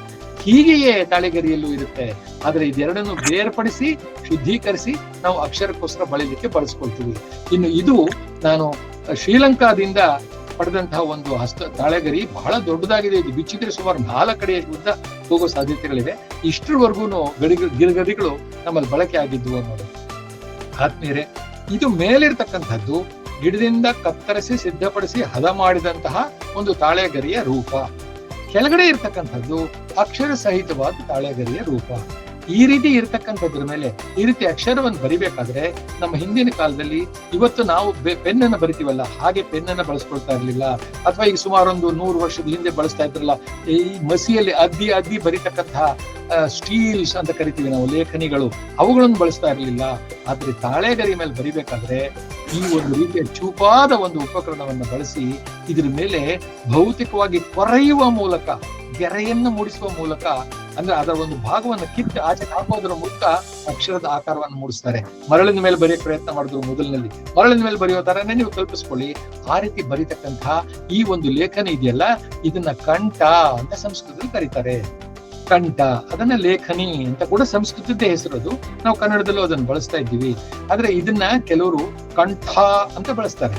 ಕಂಠ ಅನ್ನೋದು ಸಂಸ್ಕೃತದಲ್ಲಿ ಬೇರೆ ಅರ್ಥವನ್ನು ಕೊಡುತ್ತೆ, ಕೊರಳು ಅನ್ನೋ ಅರ್ಥವನ್ನು ಕೊಡುತ್ತೆ. ಇರ್ಲಿ, ಕನ್ನಡದಲ್ಲೂ ಕೂಡ ಕೆಲವು ಗ್ರಂಥಗಳಲ್ಲಿ ಕಂಠ ಅಂತಲೇ ಸ್ವೀಕೃತವಾಗ್ಬಿಟ್ಟಿದೆ. ನಾವು ಅದು ಸಂಸ್ಕೃತ ಬಲ್ಲವರು ಅಥವಾ ಅದಕ್ಕೆ ಸಂಬಂಧಪಟ್ಟವರು ಕಂಠ ಅಂತಲೇ ಉಪಯೋಗಿಸಿದಾಗಲೇ ಅದು ಶುದ್ಧವಾದ ಒಂದು ವಿಚಾರ, ಪ್ರಯೋಗ ಅಂತ ಕೂಡ ನಾವು ಅರ್ಥ ಮಾಡ್ಕೊಬೇಕಾಗುತ್ತೆ. ಇದು ತಾಳೆಗರಿಗಳು, ಇದು ಓಲೆ. ಇದು ಇಲ್ಲಿ ನಾವು ಗರಿಯಲ್ಲಿ ಗೀಚಿ ಬರೆದ ಕೂಡಲೇ ಬಂದೆ, ಸ್ವಲ್ಪ ಜಲಪಾನ ಮಾಡ್ತಾ ಇದ್ದೀನಿ. ಇರ್ಲಿ, ನಾವು ತಾಳೆಗರಿಯಲ್ಲಿ ಕೊರೆದು ಕೂಡಿದ ಕೂಡಲೇ ಅಕ್ಷರಗಳು ಪೂರ್ಣ ರೂಪದಲ್ಲೇನೋ ನಮ್ಗೆ ಕಾಣಿಸುವುದಿಲ್ಲ. ಆ ರೀತಿ ಕಾಣಿಸಬೇಕಾದ್ರೆ ಕೊರೆದಿರತಕ್ಕಂತಹ ಅಕ್ಷರದ ಮೇಲೆ ಮಸಿಯನ್ನ ನಾವು ಬಳಿತೀವಿ. ಇದು ಮಸಿ. ಈ ಮಸಿಯನ್ನ ನಾವು ಹತ್ತಿಯಲ್ಲಿ ಅದ್ದುಕೊಂಡು ಇದರ ಮೇಲೆ ಬಳದಾಗ ಅದ್ರ ಮೇಲೆ ಒಳಗಿರ್ತಕ್ಕಂಥ ಅಕ್ಷರಗಳಲ್ಲಿ ಮಸಿ ಕೂತ್ಕೊಳ್ಳುತ್ತೆ. ನಾವೀಗ ಶಾಸನಗಳನ್ನ ಗುರುತಿಸ್ಬೇಕಾದ್ರೆ ಮಾಡ್ತೀವಲ್ಲ ತಂತ್ರ, ಬಿಳಿ ಪೌಡರ್ನ ಪುಡಿಯನ್ನ ಹಾಕ್ತೀವಲ್ಲ, ಹಾಗೆ ಇದು ಕರಿ ಮಸಿಯನ್ನ ಬಳಸ್ತೀವಿ. ಇದು ಮಸಿಯ ನಂತರ ಅದು ಕಾಣಿಸ್ಕೊಳ್ತಕ್ಕಂಥ ಸ್ಪಷ್ಟ ರೂಪ, ಮಸಿಗೆ ಮುನ್ನ ಇರ್ತಕ್ಕಂತಹ ಈ ರೀತಿಯ ಕೆಲವು ಅಸ್ಪಷ್ಟ ರೂಪ. ಇನ್ನೂ ನನ್ನ ಕೈಲಿ ಇದು ಮಸಿ ಇಲ್ಲದೆ ಇರೋದು ಇದೆ ಅನ್ಬೇಕಾದ್ರೆ ನಾನ್ ಬರ್ದಿರೋದಾಗ್ಬೇಕು, ಅಥವಾ ನಮ್ಮ ಪೂರ್ವಜರ ಕಾಲದ್ದೇ ಮಸಿಯನ್ನು ಹಾಕದೇ ಇರತಕ್ಕಂಥ ಗ್ರಂಥ ಇರ್ಬೇಕು. ಮಸಿಯನ್ನ ಹಾಕದೇ ಇರತಕ್ಕಂಥದ್ದು ಬೇಕಾದಷ್ಟು ತಾಳೆಗರಿಗಳು ಇವತ್ತು ನಮ್ಗೆ ಲಭ್ಯ ಇದೆ. ಇದು ಮಸಿಯನ್ನ ಮಾಡ್ತಕ್ಕಂತಹ ವಿಧಾನ. ಮೈಸೂರು ಅಥವಾ ತಾಳೆಗರಿ ಅನ್ನುವಾಗ ನಮಗೆ ಬಹಳ ಮುಖ್ಯವಾಗಿ ಗಮನಕ್ಕೆ ಬರತಕ್ಕಂತಹದ್ದು ಒಬ್ಬ ಪ್ರಾತಸ್ಮರಣೀಯರಾದ ಡಾಕ್ಟರ್ ಶ್ಯಾಮಾ ಶಾಸ್ತ್ರಿ ಅನ್ನುವರ ಹೆಸರು. ಏನಪ್ಪಾ ಮೈಸೂರಿನಲ್ಲಿ ಅದಕ್ಕೆ ಮುಂಚೆ ತಾಳೆಗರಿ ಇರುತ್ತೆ, ಅದರ ಬಗ್ಗೆ ಹೊಸದಾಗಿ ಇವ್ರು ಪರಿಚಯಿಸಿದ್ರೆ ಅಂದ್ರೆ ಆತ್ಮೀಯರೇ, ಇವರನ್ನ ನಾವು ನೆನೆಸ್ಕೊಳ್ಬೇಕಾದ್ದು ಇವರಿಂದ ಬೆಳಕಿದಂತಹ ಇವರಿಂದ ಬೆಳಕಿಗೆ ಬಂದಂತಹ ಕೌಟಲ್ಯನ ಅರ್ಥಶಾಸ್ತ್ರದ ತಾಳೆಗರಿಯ ಹಸ್ತಪ್ರತಿಗಳು. ಅದು ಇದ್ರ ಕುರಿತೇ ಒಂದು ದಿವಸ ಉಪನ್ಯಾಸವನ್ನು ಮಾಡಬಹುದಾಗಿದೆ. ಇದು ಒಂದು ಅದ್ಭುತವಾದ ಪ್ರಪಂಚ ಪ್ರಖ್ಯಾತಿಯನ್ನು ಪಡೆದಿದ್ದಂತಹ ಒಂದು ತಾಳೆಗರಿ. ಆದರೆ ಇದು ಒಂದು 100 ವರ್ಷಗಳ ಹಿಂದಿನವರೆಗೂ ಪ್ರಪಂಚದಲ್ಲಿ 1000 ವರ್ಷಗಳಿಂದ ಇದನ್ನ ಗ್ರಂಥಗಳಲ್ಲಿ ಗುರುತಿಸ್ತಾ ಇದ್ದಾರೆ. ಬೇರೆ ಬೇರೆ ಭಾಷೆಗಳಲ್ಲಿ, ಬೇರೆ ಬೇರೆ ಲಿಪಿಗಳಲ್ಲಿ ಬರೀತಾರಲ್ಲ ಗ್ರಂಥಗಳನ್ನ, ಭಾಸ ಇರ್ಬೋದು ಅಥವಾ ಭಾರವಿ ಇರ್ಬೋದು, ಹರ್ಷ ಇರ್ಬೋದು, ಅಥವಾ ಹೊರಗಡೆ ದೇಶದವರೇ ವಿದ್ವಾಂಸರು ಇರ್ಬೋದು, ಕಿಟ್ಟಲ್ ಇರ್ಬೋದು, ಇವರೆಲ್ಲ ಬರೆಯುವಾಗ ಇದು ಕೌಟಿಲ್ಯನ ಶಾಸ್ತ್ರದಲ್ಲಿ ಈ ರೀತಿ ಬರೆದಿದೆ ಅಂತ ಒಂದು ಸಂದರ್ಭವನ್ನು ಉದಾಹರಣೆಯಾಗಿ ಕೊಡ್ತಾ ಇದ್ರು. ನಮ್ಮ ಭಾರತದಲ್ಲಿ ಇರ್ತಕ್ಕಂಥ ಸಾವಿರಾರು ಹಸ್ತಪ್ರತಿಗಳಲ್ಲಿ ಇತಿ ಕೌಟಿಲ್ಯಾರ್ಥಶಾಸ್ತ್ರೇ ಅಂತ ಕೊನೆಯಲ್ಲಿ ಒಂದು ಬರೆದು ಬಿಡ್ತಾ ಇದ್ರು. ಅಂದ್ರೆ ಇದನ್ನ ನಾವು ಪಡ್ಕೊಂಡಿರ್ತಕ್ಕಂತಹ ಮೂಲ ಆಕಾರ ಕೌಟಿಲ್ಯನ ಅರ್ಥಶಾಸ್ತ್ರ ಅಂತ. ಅರೆ ಇದೇನಪ್ಪ ಇದು ಇಷ್ಟೊಂದು ಪ್ರತಿಗಳಲ್ಲಿ ಲಿಪಿಗಳಲ್ಲಿ ಬರಿತಾ ಇದ್ದಾರಲ್ಲ ಕೌಟಿಲ್ಯನ ಅರ್ಥಶಾಸ್ತ್ರ, ಇದು ಯಾವುದು ಅಂತ ಹುಡುಕಿದ್ರೆ ಪತ್ತೆಯೇ ಇಲ್ಲ. ಕೌಟಿಲ್ಯನ ಅರ್ಥಶಾಸ್ತ್ರ ನಮ್ಮ ಭಾರತದಲ್ಲಿ ಇರ್ಲಿಲ್ಲ, ಸಿಕ್ಲಿರ್ಲಿಲ್ಲ. ಅಂಥದ್ದನ್ನ ಅದರ ಬಗ್ಗೆ ವಿಚಾರ ಬೇಕಾದಷ್ಟಿದೆ. ಅಂತಹ ಒಂದು ಅಪರೂಪದ ಹಸ್ತಪ್ರತಿ ಇದು. ಮೂಲತಃ ಕೌಟಿಲ್ಯನ ಅರ್ಥಶಾಸ್ತ್ರವನ್ನ ಸ್ಕ್ಯಾನ್ ಮಾಡಿ ನಾನು ಇಟ್ಕೊಂಡಿರ್ತಕ್ಕಂತಹ ಲಿಪಿ ಅಥವಾ ಈ ಹಾಳೆ ಇದು ನಿಮ್ಗೆ ಬೇರೆ ಎಲ್ಲೂ ಲಭ್ಯವಾಗೋದಿಲ್ಲ. ಅದು ಮೂಲ ಪ್ರತಿಯ ಒಂದು ಚಿತ್ರಣ. ಹಾಗಾಗಿ ಈ ಪ್ರತಿಯನ್ನ 1906ನೇ ಇಸ್ವಿಯಲ್ಲಿ ಈ ಪುಣ್ಯಾತ್ಮರಾದ ಡಾಕ್ಟರ್ ಶ್ಯಾಮಶಾಸ್ತ್ರಿಗಳು ನಾನು ಸೇವೆ ಸಲ್ಲಿಸತಕ್ಕಂತ ಪ್ರಾಚ್ಯವಿದ್ಯಾ ಸಂಶೋಧನಾಲಯದಲ್ಲಿ 1 ಶತಮಾನದ ಮುಂಚೆ ಸೇವೆ ಸಲ್ಲಿಸ್ತಾ ಇದ್ದವರು ತಮ್ಮ ಸಂಶೋಧನೆಯಿಂದ ಈ ಕೃತಿಯನ್ನ ಹೊರಕ್ಕೆ ತಂದು ಪ್ರಪಂಚಕ್ಕೆ ಪರಿಚಯಿಸಿದ್ದಾರೆ. ಹಾಗಾಗಿ ವಿದೇಶದಲ್ಲಿ ಮಹಾರಾಜರು ಹೋಗಿದ್ದಾಗ ಅಲ್ಲಿನ ಒಬ್ರು ಮಹಾರಾಜರನ್ನ ಪರಿಚಯ ಮಾಡಿಕೊಟ್ಟಾಗ ಕತೆ ದೊಡ್ಡದಾಗಿದೆ. ಮಹಾರಾಜನ ಪರಿಚಯ ಮಾಡಿಕೊಟ್ರಂತೆ ಇವರು ಮೈಸೂರು ಮಹಾರಾಜರು ಅಂತ. ವಾಟ್ ಮಹಾರಾಜ? ಮೈಸೂರು ಓ ಶ್ಯಾಮಶಾಸ್ತ್ರಿ ಮೈಸೂರು ಅಂತ ಅವ್ರು ಪ್ರಶ್ನೆ ಮಾಡಿದ್ರಂತೆ ಜರ್ಮನಿಯಲ್ಲಿ. ಅಂದ್ರೆ ಮೈಸೂರಿನ ಹೆಸರು ಜರ್ಮನಿಯಲ್ಲಿ ಮಹಾರಾಜರಿಂದಾಗಿ ಪರಿಚಯವಾಗಲಿಲ್ಲ, ಶ್ಯಾಮಶಾಸ್ತ್ರಿಗಳಿಂದ ಪರಿಚಯವಾಗ್ತಾ ಇದೆ. ಅದೇ ಒಂದು ದೊಡ್ಡ ಕಥೆ ಇದೆ ಬಿಡಿ. ಒಟ್ಟಾರೆ ಇದು ಡಾಕ್ಟರ್ ಶ್ಯಾಮಶಾಸ್ತ್ರಿಗಳಿಂದ ಬೆಳಕಿಗೆ ಬಂದಂತಹ ಏಕಮಾತ್ರ ಹಸ್ತಪ್ರತಿ. ಬಂಧುಗಳೇ, ಇದರಲ್ಲಿ ಯಾವ ಲಿಪಿಯಲ್ಲಿ ಬರ್ತಿದ್ದಾರೆ ಸರ್, ಏನೋ ತಮಿಳ್ ತರ ಕಾಣಿಸ್ತಾ ಇದೆಯಲ್ಲ ಅಂತ ಕೆಲವರು ಕಾಣಿಸಬಹುದು. ಖಂಡಿತವಾಗ್ಲು ಇದು ನಾಗರಿ ಲಿಪಿಯಲ್ಲಿ ಬರೆದಿರತಕ್ಕಂಥದ್ದಲ್ಲ. ಭಾರತದ ಬೇರೆ ಬೇರೆ ಭಾಗಗಳಲ್ಲಿ ಬಹುಶಃ ನಾವು ಹುಡುಕಿದ್ರೆ ಕನ್ನಡ ಲಿಪಿಯಲ್ಲಿ ಬರೆದಿರೋ ಅರ್ಥಶಾಸ್ತ್ರ ಸಿಗುತ್ತೋ ಏನೋ ಗೊತ್ತಿಲ್ಲ ನಮ್ಮ ಭಾಗ್ಯಕ್ಕೆ. ಬೇರೆ ಬೇರೆ ಎಲ್ಲ ಭಾಷೆಯ ಎಲ್ಲ ಲಿಪಿಗಳ ಜನರು ಇದನ್ನ ತಗೊಂಡು ತಮ್ಮ ತಮ್ಮ ದೇಶದಲ್ಲಿ ತಮ್ಮ ತಮ್ಮ ಲಿಪಿಯಲ್ಲಿ ಪ್ರತಿ ಮಾಡಿ ಇಟ್ಕೊಂಡಿದ್ರು. ದುರ್ದೈವವಶಾತ್ ಎಲ್ಲ ಕಡೆನೂ ನಾಶವಾಗ್ಬಿಟ್ಟಿದೆ. ಸದ್ಯದಲ್ಲಿ ಲಭ್ಯವಾಗಿರೋದು ಈ ಕೇರಳದ ಕಡೆ ಸಿಕ್ಕದಂತಹ ಒಂದೇ ಒಂದು ಪ್ರತಿ ಇದೆ. ಈ ಪ್ರತಿಯಲ್ಲಿ ತಮಿಳು ಲಿಪಿ ತರ ಕಾಣಿಸ್ತಾ ಇದೆಯಲ್ಲ, ಅಂದ್ರೆ ತಮಿಳು ಲಿಪಿಯಲ್ಲಿ ಸಂಸ್ಕೃತವನ್ನ ಪರಿಪಕ್ವವಾಗಿ ಪ್ರತಿನಿಧಿಸುವುದಕ್ಕೆ ಸಾಧ್ಯವೇ ಇಲ್ಲ. ಯಾಕಂದ್ರೆ ಸಂಸ್ಕೃತದ ಲಿಪಿಯಲ್ಲಿ ಬರ್ತಕ್ಕಂಥ ಉಚ್ಚಾರಣೆಗಳು ತಮಿಳಿನಲ್ಲಿ ಇಲ್ಲ. ಆದರೂ ಒಂದು ಕಾಲದಲ್ಲಿ ಚೋಳರ ಕಾಲ, ಪಲ್ಲವರ ಕಾಲದಲ್ಲಿಯೇ ಸಂಸ್ಕೃತ ಭಾಷೆಯನ್ನ ಉಚ್ಚರಿಸಲಿಕ್ಕೆ ಅನುಕೂಲವಾಗುವಂತಹ ಒಂದು ವಿಶೇಷವಾದ ಲಿಪಿಯನ್ನು ತಮಿಳಿನಲ್ಲಿ ಬರೆಸ್ತಾರೆ. ಅದನ್ನ ಗ್ರಂಥ ಲಿಪಿ ಅಂತ ಕೂಡ ಕರೀತಾರೆ. ಅದೇ ಒಂದು ಅಧ್ಯಯನಕ್ಕೆ ಬೇರೆಯಾದ ವಿಷಯವಾಗಿದೆ.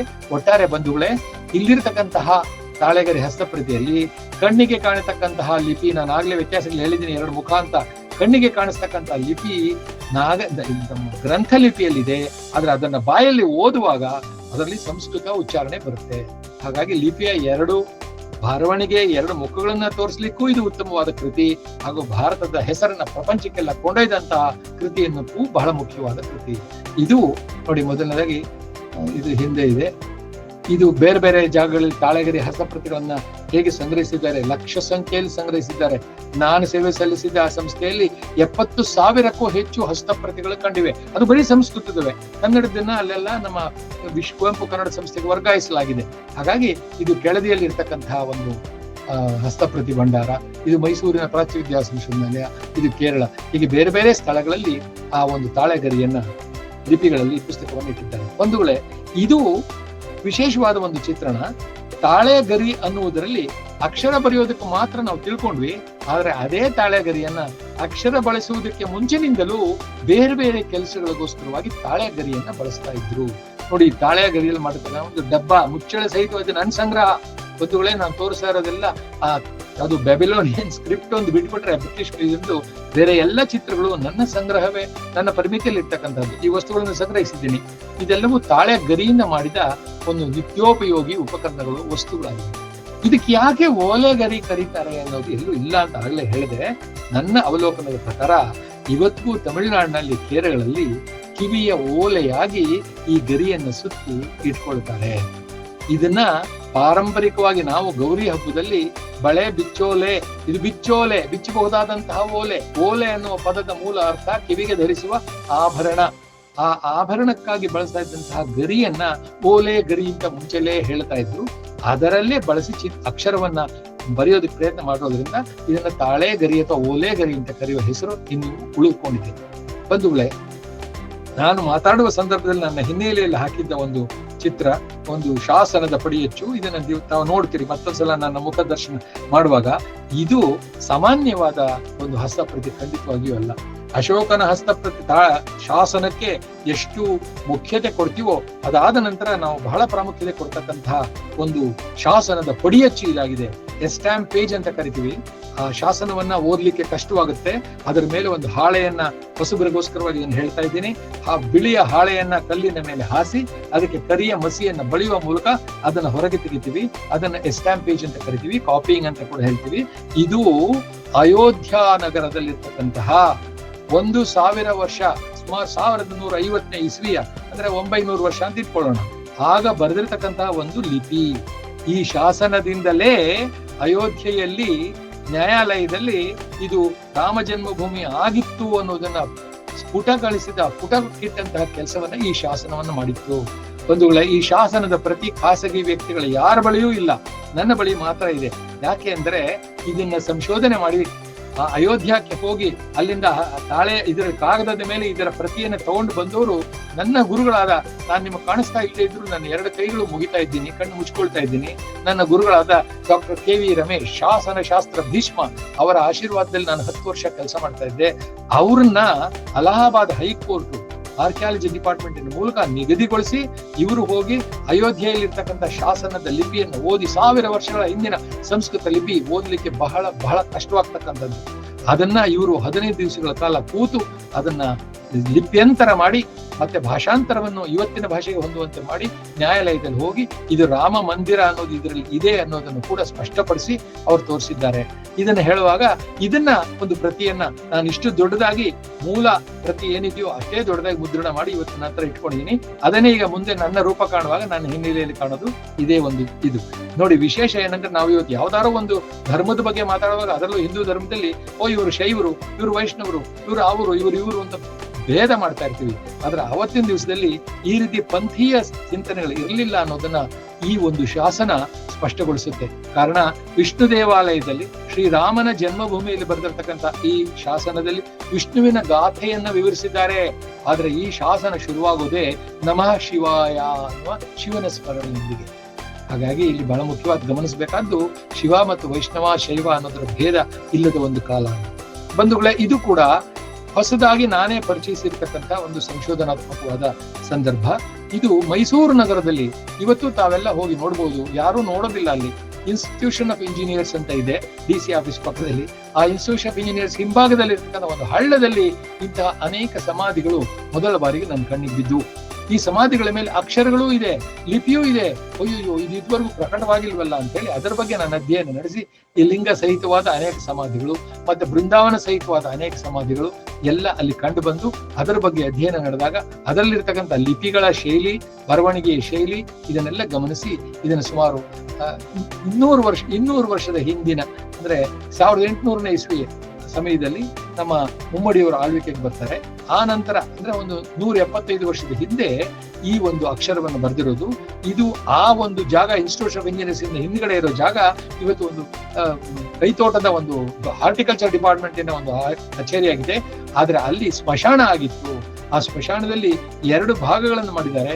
ಒಂದ್ ಕಡೆಯಲ್ಲಿ ಲಿಂಗ ಸಹಿತವಾದದ್ದು, ಇದು ಇನ್ನೊಂದ್ ಕಡೆ ಬೃಂದಾವನ ಸಹಿತವಾದದ್ದು ಇರ್ಲಿ.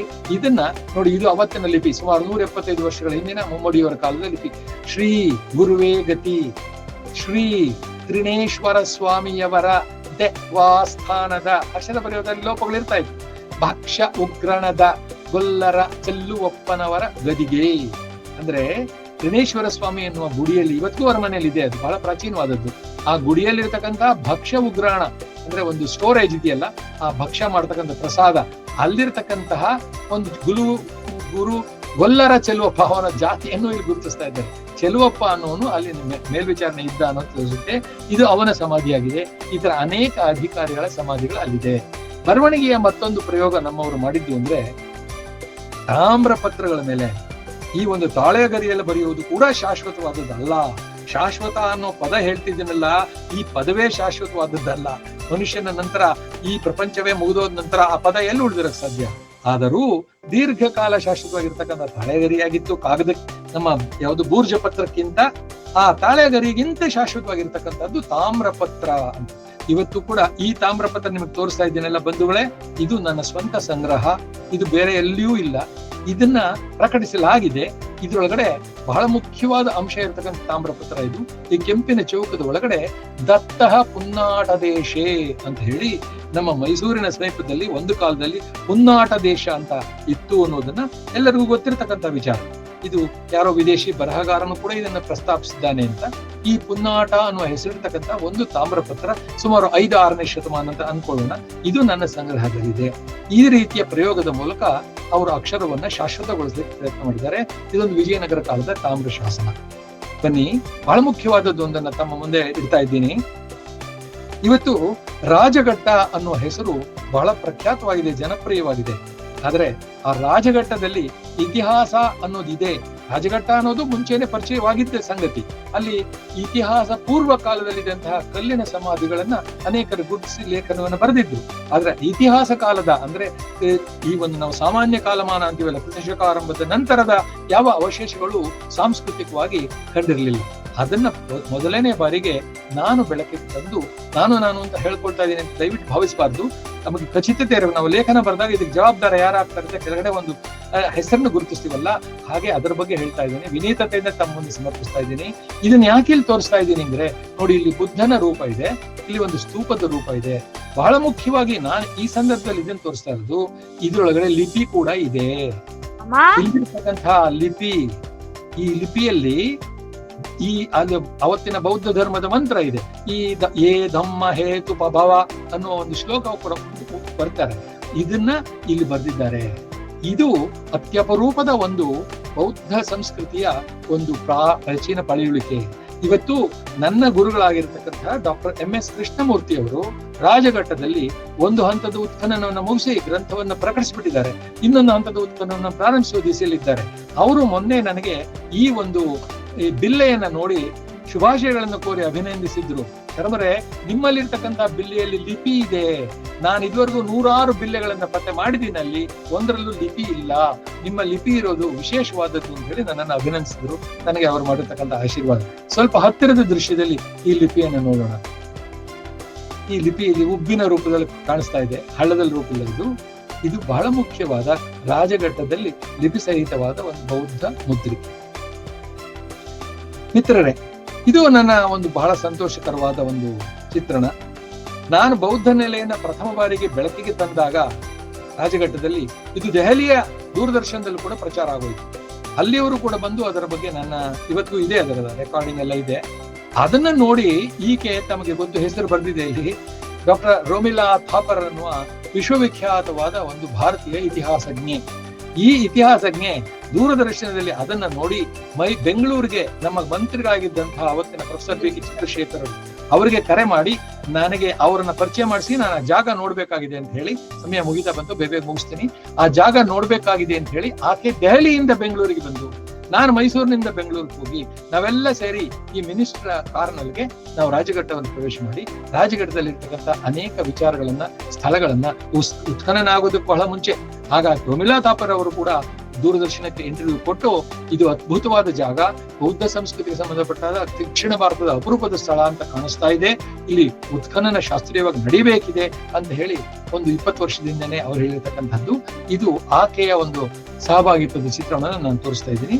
ಇನ್ನೊಂದು, ಅದೇ ಊರಿನಲ್ಲಿ ಒಂದು ಶಾಸನ ಆಗಲೇ ಪ್ರಕಟವಾಗಿತ್ತು, 100 ವರ್ಷದಿಂದ ರೈಸ್ ರವರ ಕಾಲದಲ್ಲೇನೆ ಪ್ರಕಟವಾಗಿತ್ತು. MER ನಲ್ಲಿ ಇದೆ ಇದು. ಆದರೆ ಅಲ್ಲಿ ಪ್ರಕಟವಾಗಿರೋದು ಬರೀ ಇಲ್ಲಿ ಮೇಲೆ ಕಾಣ್ತಕ್ಕಂತಹ ಒಳಗಡೆ ಮೇಲೆ ಕಾಣ್ತಕ್ಕಂತಹ 11 ಸಾಲುಗಳು. ಆದರೆ ಅದು ನೆಲದಲ್ಲಿ ಮುಚ್ಚೋಗಿತ್ತು. ನಾನು ಅದನ್ನ ಹೊರ ತೆಗೆದು ಒಳಗಿಂದ ಆಚೆ ತೆಗೆದ ಮೇಲೆ ಅದರೊಳಗೆ ಇರ್ತಕ್ಕಂತಹ ಮತ್ತೆ 11 ಸಾಲುಗಳು ಬೆಳಕಿಗೆ ಬಂದಿದೆ. ಇದನ್ನು ಕೂಡ ನಾನು ಪ್ರಕಟಿಸಿದ್ದೀನಿ ಈ ರೋಡಿನಲ್ಲಿ ಶಾಸನಶಾಸ್ತ್ರ ಸಮಾವೇಶದಲ್ಲಿ. Importance of looking of published inscriptions ಅಂತ. Examination of published exhibition inscriptions ಅಂತ. ಅಂದ್ರೆ ಒಂದ್ಸಲ ಪ್ರಕಟವಾಗಿದೆ ಅಂದ್ರೆ ನಾವು ತಿರುಗೇ ನೋಡೋದಿಲ್ಲ ಆ ಕಡೆ. ಆದ್ರೆ ಒಂದ್ಸಲ ಪ್ರಕಟವಾಗಿರೋದನ್ನು ಕೂಡ ಮೂಲ ಎಲ್ಲಿದೆ ಅಂತ ಹುಡುಕೊಂಡು ಹೋಗಿ ಲಭ್ಯವಾದ್ರೆ ಅದು ಬರೆದಿರೋದು ಸರಿಯೇ, ಅದು ಬದಲಾವಣೆ ಆಗಿದೆಯೇ ಅನ್ನೋದನ್ನು ಕೂಡ ಮಾಡಬೇಕಾದ್ದು ಸಂಶೋಧಕರ ಕೆಲಸ ಆಗುತ್ತೆ. ಹಾಗಾಗಿ ರೀ ಎಕ್ಸಾಮಿನೇಷನ್ ಆಫ್ ಪಬ್ಲಿಷ್ಡ್ ಇನ್ಸ್ಕ್ರಿಪ್ಷನ್ ಅಂತ 20 ವರ್ಷದಿಂದ ಅದು ಮಾಡಿದ್ದೆ ಇರ್ಲಿ. ಅದು ಕೂಡ ರಾಜಘಟ್ಟದಲ್ಲಿ ಮಾಡಿರ್ತಕ್ಕಂಥ ಮತ್ತೊಂದು ಸಂಶೋಧನೆ. ಬಂಧುಗಳೇ, ಇದು ನನ್ನ ಹತ್ರ ಇರ್ತಕ್ಕಂಥ ಸಂಗ್ರಹ ಕಾಗದದ ಮೇಲೆ ಬರೆದಿರ್ತಕ್ಕಂಥ ಪುಸ್ತಕ. ಅಂದ್ರೆ ತಾಳೆಗರಿ ಪ್ರತಿ, ತಾಮ್ರದ ಪ್ರತಿ ಇದೆಲ್ಲ ಮುಗಿದ ಮೇಲೆ 12ನೇ ಶತಮಾನದ ಹೊತ್ತಿಗೆ, ಸುಮಾರು 800 ವರ್ಷಗಳ ಹಿಂದೆ, ಬಹುಪಾಲ ಹೊಯ್ಸಳರ ಕಾಲದ ಹೊತ್ತಿಗೆ ಉತ್ತರ ಭಾರತಕ್ಕೆ ಕಾಗದದ ಪರಿಚಯ ಆಗ್ತಾ ಹೋಗುತ್ತೆ. ಈ ಕಾಗದ ಅನ್ನುವ ಕನ್ನಡದಲ್ಲಿ ನಾವು ಬಳಸುವ ಪದ ಕಾಗಜ್ ಅನ್ನುವ ಪರ್ಷಿಯನ್ ಪದದ ಒಂದು ಅಪಭ್ರಂಶ ಅಥವಾ ರೂಪಾಂತರ ಅಂತ ಕರೆಯೋಣ. ಈ ಕಾಗಜ್ ಅನ್ನೋದು ಮೂಲತಃ ಚೀನಾ ದೇಶದಲ್ಲಿ ಕಂಡುಕೊಂಡ್ರು. ಅವರು ಕಂಡು ಹಿಡಿದು ಚೀನಾ ದೇಶಕ್ಕೆ ಬರ್ತಿದ್ದಂತಹ ವ್ಯಾಪಾರಿಗಳು ಭಾರತದ ಮೂಲಕ ಓಡಾಡ್ತಾ ಇದ್ರು. ಅವರು ಚೀನಾ ದೇಶದಿಂದ ಈ ಒಂದು ಕಾಗದದ ಪರಿಚಯವನ್ನು ಕಂಡುಕೊಂಡು ಭಾರತದ ಮೂಲಕ ಹಾದು ಹೋಗುವಾಗ ಭಾರತಕ್ಕೂ ಪರಿಚಯಿಸ್ತಾರೆ. ಹಾಗಾಗಿ 12ನೇ ಶತಮಾನದ ಹೊತ್ತಿನಲ್ಲಿ ಕಾಗದದ ಬಳಕೆ ಪ್ರಾರಂಭವಾಗುತ್ತೆ. ಕಾಗದದ ಮೇಲೆ ಒಂದು ಈ ರೀತಿಯ ಲೇಖನಿಯನ್ನು ಬಳಸಿ, ಈ ರೀತಿ ಲೇಖನಿ ಅಲ್ಲ, ನಾನು ಮುಂದೆ ತೋರಿಸ್ತೀನಿ, ಆ ಒಂದು ಲೇಖನಿಯನ್ನ ಬಳಸಿ, ಲೇಖನಿ ಅನ್ನೋ ಪದದ ಅರ್ಥವೇ ಅದಕ್ಕೆ ಸೂಕ್ತವಲ್ಲ. ಲೇಖನಿಯಿಂದ ಕೂಡಲೇ ಗೀರುವುದು, ಗೀಚುವುದು, ಕಳೆಗರಿ ಮೇಲೆ ಅಂತಿದ್ವಲ್ಲ, ಆದ್ರೆ ಅದನ್ನೇ ನಾವು ಮುಂದೆ ಬಳಸ್ಕೊಂಡು ಬರ್ತಾ ಇದ್ದೀವಿ. ಈಗ ಕಾಗದದ ಹಸ್ತಪ್ರತಿಗಳಲ್ಲಿ ಇದು ಕೂಡ ಒಂದು ರೀತಿಯ ಕಾಗದದ ನಾಗರಿ ಲಿಪಿಯಲ್ಲಿ ಬರೆದಿರ್ತಕ್ಕಂಥ ಹಸ್ತಪ್ರತಿ. ಇದು ನಂದಿ ನಾಗರಿಯಲ್ಲಿ ಬರೆದಿರ್ತಕ್ಕಂಥ ಪ್ರತ್ಯೇಕ ಅಕ್ಷರಗಳಾಗಿ ಕಾಣಿಸುತ್ತೆ. ಮೇಲೆ ಒಂದು ದೀರ್ಘವಾದ ಗೆರೆ ಇರುತ್ತೆ, ಇದರಲ್ಲಿ ಅದು ಇಲ್ಲ. ಆ ರೀತಿಯ ಒಂದು ಹಸ್ತಪ್ರತಿ. ಇದು ನನ್ನ ಸಂಗ್ರಹ. ಹಿಂದ್ಗಡೆ ಕಾಣ್ತಿರೋ ಇದು ನನ್ನ ಸಂಗ್ರಹ. ಇದು ನನ್ನಲ್ಲಿ ನೋಡಿ, ಇಲ್ಲಿ ಅನಿಮೇಷನ್ ಆಗ್ತಾ ಇದೆ. ನಾನು ಬರಿತಾ ಇರೋದು ಇದು ಅಕ್ಷರ. ಇಲ್ಲಿ ಬರಿತಾ ಇರ್ತಕ್ಕಂತಹ ಲೇಖನಿ ಇದೆಯಲ್ಲ, ಇದು ನಾನೇ ತಯಾರು ಮಾಡ್ಕೊಂಡಿರ್ತಕ್ಕಂಥದ್ದು. ಒಂದು ಬಗೆಯ ಗಿಡದ ಕಡ್ಡಿ ಇರುತ್ತೆ, ಇದು ರೀಡ್ಸ್ ಅಂತ ಕರಿತೀವಿ ನದಿ ತೀರದಲ್ಲಿ. ಆ ನದಿ ತೀರದಲ್ಲಿ ಬೆಳೀತಕ್ಕಂತಹ ಈ ಒಂದು ಕಡ್ಡಿಯಲ್ಲಿ ಒಂದು ಚೂಪಾಗಿ ನಾನು ಲೇಖನಿಯಂತೆ ಮಾಡ್ಕೊಳ್ತೀನಿ. ಅದನ್ನು ತೋರಿಸ್ತೀನಿ ನಿಮಗೆ. ಅದರಲ್ಲಿ ನಾನು ಬರೀತಾ ಇರ್ತಕ್ಕಂಥ ಅಕ್ಷರ. ಇದಕ್ಕೆ ನಾವು ಆಗಿನ ಕಾಲದಲ್ಲಿ ಇದನ್ನ ಒಂದು ಲೆಕ್ಕಣಿಕೆ ಅಂತ ಕರಿತಾ ಇದ್ವಿ. ಆ ಲೇಖನಿ ಎನ್ನುವ ಪದದಲ್ಲೇ ಪ್ರಾರಂಭಿಕವಾಗಿ ನಮ್ಮ ಪೂರ್ಜ ಪತ್ರದ ಮೇಲಾಗಿರ್ಬಹುದು, ಕಾಗದದ ಮೇಲಾಗಿರ್ಬಹುದು, ಮೊದಲಿಗೆ ಇಂತಹ ಒಂದು ಲೇಖನಿಯನ್ನ ಬಳಸಿ ನಾವು ಬರಿತಾ ಇದ್ವಿ. ಆ ನಂತರ ಈ ರೀತಿಯ ಕಾಗದದ ಬರೆದಿರತಕ್ಕಂಥ ಪ್ರತಿ ಹಾಳೆಯನ್ನು ಸೇರಿಸಿ ಒಂದು ಸಮಗ್ರ ಪುಸ್ತಕವನ್ನಾಗಿ ನಾವು ಅದನ್ನ ಬಳಸ್ಕೊಳ್ತಾ ಇದ್ವಿ. ಹಾಗಾಗಿ ಈ ಒಂದು ಚಿತ್ರದಲ್ಲಿ ಕಾಣ್ತಕ್ಕಂತಹ ಒಂದು ಹಾಳೆಯ ಮೇಲೆ ಗಮನಿಸಿ, ಗೆರೆಗಳಿವೆ. ಈ ಗೆರೆ ಹೇಗೆ ಮೂಡ್ತಿತ್ತು, ಈ ಗೆರೆ ಅನ್ನೋದು ಇತ್ತು ಅನ್ನೋದೇ ಇವತ್ತಿನ ನಮ್ಮ ಒಂದು ವಿದ್ವತ್ ಲೋಕದಲ್ಲಿ ಇನ್ನೂ ಪರಿಚಯವಾಗಿಲ್ಲ. ಆದ್ರೆ ಇದಕ್ಕೆ ಸಂಬಂಧಪಟ್ಟಂತ ಒಂದು ವಸ್ತು ನನಗೆ ಸಿಕ್ಕಿದೆ. ನಾನು ಅದರ ಮೂಲಕ ಇದನ್ನ ಹೇಗೆ ಮಾಡೋದು, ಈ ಗೆರೆಗಳನ್ನು ನಾನೇ ರೂಪಿಸಿರೋದು ಬಂಧುಗಳು. ಹಾಗಾಗಿ ಇದು ಒಂದು ಬಗೆಯ ಸಮರ್ಪಣೆ. ಇಲ್ಲಿ ಬಳಸಿರ್ತಕ್ಕಂಥ ಲೇಖನಿಯನ್ನ ಸಮೀಪ ದೃಶ್ಯವನ್ನ ನಾವು ನೋಡ್ತಾ ಇದ್ದೀವಿ. ಇದು ಗಿಡದಿಂದ ಮಾಡಿರ್ತಕ್ಕಂತಹ ಒಂದು ಕಡ್ಡಿ. ಅಂದ್ರೆ ನದಿ ತೀರಗಳಲ್ಲಿ ಹಳ್ಳ ಕೊಳ್ಳಗಳ ಬದಿಯಲ್ಲಿ ಬೆಳೀತಕ್ಕಂತಹ ಒಂದು ಜೊಂಡು ಅಂತ ಹೇಳ್ತೀವಲ್ಲ, ಅದರ ಪಕ್ಕದಲ್ಲಿ ಬೆಳೀತಕ್ಕಂತಹ ಒಂದು ನಳಿಗೆ ಆಕಾರದ ಒಂದು ರೀಡ್ ಅಂತ ಇಂಗ್ಲಿಷ್ ಅಲ್ಲಿ ಕರಿತೀವಿ. ಅದನ್ನ ನಾನು ಚೂಪ್ ಮಾಡ್ಕೊಂಡು ಇವತ್ತಿನ ನಿಬ್ಬಿನ ತರಾನೇ ಮಧ್ಯೆ ಕತ್ತರಿಸ್ಕೊಂಡು, ಇದು ಒಂದ್ಸಲ ಅದ್ದಿದ್ರೆ ಇಂಕಲ್ಲಿ ಒಂದು ಪದ ಮಾತ್ರ ಬಳಸ್ಬೋದು, ಬರಿಬಹುದು. ಮತ್ತೊಂದು ಪದಕ್ಕೆ ಇನ್ನೊಂದ್ಸಲ ಅದ್ದಬೇಕಾಗತ್ತೆ. ಆದ್ರೆ ಹಾಗಲ್ಲ. ಈಗ ನಾನ್ ತೋರಿಸಿದ್ರಲ್ಲಿ ಒಂದು ವಾಕ್ಯವನ್ನೇ ಪೂರ್ತ ಒಂದೇ ಸಲ ಬರ್ದೆ. ಕಾರಣ ಇಲ್ಲಿ ದಾರವನ್ನ ಸುತ್ತಕೊಳ್ತೀವಿ. ಈ ದಾರ ಆ ಮಸಿಯನ್ನ ತುಂಬಿಕೊಳ್ಳುತ್ತೆ. ಇದನ್ನ ನಾವು ಫೋಲ್ಡರ್ ಅಂತ ಕರಿತೀವಿ. ಸಮಯ ಆಗ್ತಾ ಇದೆ, ಪ್ರಶ್ನೋತ್ತರ ಕೂಡ ಬೇಕಾಗುತ್ತೆ. ಅದರಿಂದ ನಾನು ಸ್ವಲ್ಪ ಆದಷ್ಟು ಒಟ್ಟಿನಲ್ಲಿ ಇದು ನಾವೇ ಸಿದ್ಧಪಡಿಸಿರ್ತಕ್ಕಂಥ ಲೇಖನಿ. ಬಂಧುಗಳೇ, ಈ ಲೇಖನಿಯನ್ನು ಬಳಸಿದಿರೋ ಒಂದು ಪುಸ್ತಕವನ್ನು ಬರೆದಿರೋದು ನನ್ನ ಸಂಗ್ರಹದಲ್ಲಿದೆ. ಈ ಪುಸ್ತಕ ಸುಮಾರು ಅಯೋಧ್ಯ ಪಟ್ಟಣದಲ್ಲಿ ತಯಾರಾಗಿರತಕ್ಕಂಥ ಪುಸ್ತಕ. ಈ ಪುಸ್ತಕವನ್ನು ಕೂಡ ಇದೇ ಲೇಖನಿಯನ್ನು ಬರೆದಿದ್ದಾರೆ. ಪ್ರಾಚೀನ ಪುಸ್ತಕವನ್ನು ತೋರಿಸ್ತಾ ಇದ್ದೀನಿ. ಆತ್ಮೀಯರೇ, ಕನ್ನಡ ಅನ್ನುವಾಗ ನನ್ನ ಕೂದಲೆಲ್ಲ ನಿಂತ್ಕೊಳ್ತಾ ಇದೆ ಕೈಲಿ. ಕನ್ನಡವೇನೆ ಕುಣಿದಾಡುವುದೆನ್ನದೆ ಕನ್ನಡವೇನೆ ಕಿವಿ ನಿಮಿರುವುದು ಅಂತ ಹೇಳ್ತಾರಲ್ಲ ನಮ್ಮ ಕುವೆಂಪು ಅವರು. ಹಾಗೆ ಇಲ್ಲಿ ನೋಡಿ, ಕನ್ನಡ ಲಿಪಿಯ ಒಂದು ಸುಂದರವಾದ ಬರಹ, ಕೈ ಬರಹ. ಇದರ ಸೌಂದರ್ಯವನ್ನ ನೀವು ನೋಡಿ, ಎಷ್ಟು ಸೊಗಸಾಗಿದೆ. ನಾವು ನಾಚಿಕೊಳ್ಬೇಕಲ್ವೇ ಈ ಬರಹಕ್ಕೆ. ಸುಮಾರು ಒಂದು 250 ವರ್ಷದ ಹಿಂದಿನ ಬರಹ. ಇದರಲ್ಲಿ ಕೂಡ ಕಾಗದದ ಮೇಲೆ, ಇದು ಕೈಯಲ್ಲಿ ಸಿದ್ಧಪಡಿಸಿರ್ತಕ್ಕಂಥ ಹ್ಯಾಂಡ್ ಮೇಡ್ ಪೇಪರ್ ಅಂತೀವಲ್ಲ, ಅದ್ರ ಮೇಲೆ ನೋಡಿ ಅಕ್ಷರ ನೋಡಿ, ಏನೋ ಕೂಡ ಏನೋ ಇದೆ, ಕಹ ಏನೋ ಕಾಣಿಸ್ತಾ ಇದೆ. ಆದ್ರೆ ಅದನ್ನು ಓದುವುದೇ ಒಂದು ಶಾಸ್ತ್ರ. ಓದ್ತೀನಿ ಒಂದ್ಸಲ ನೋಡಿ. ತತಃ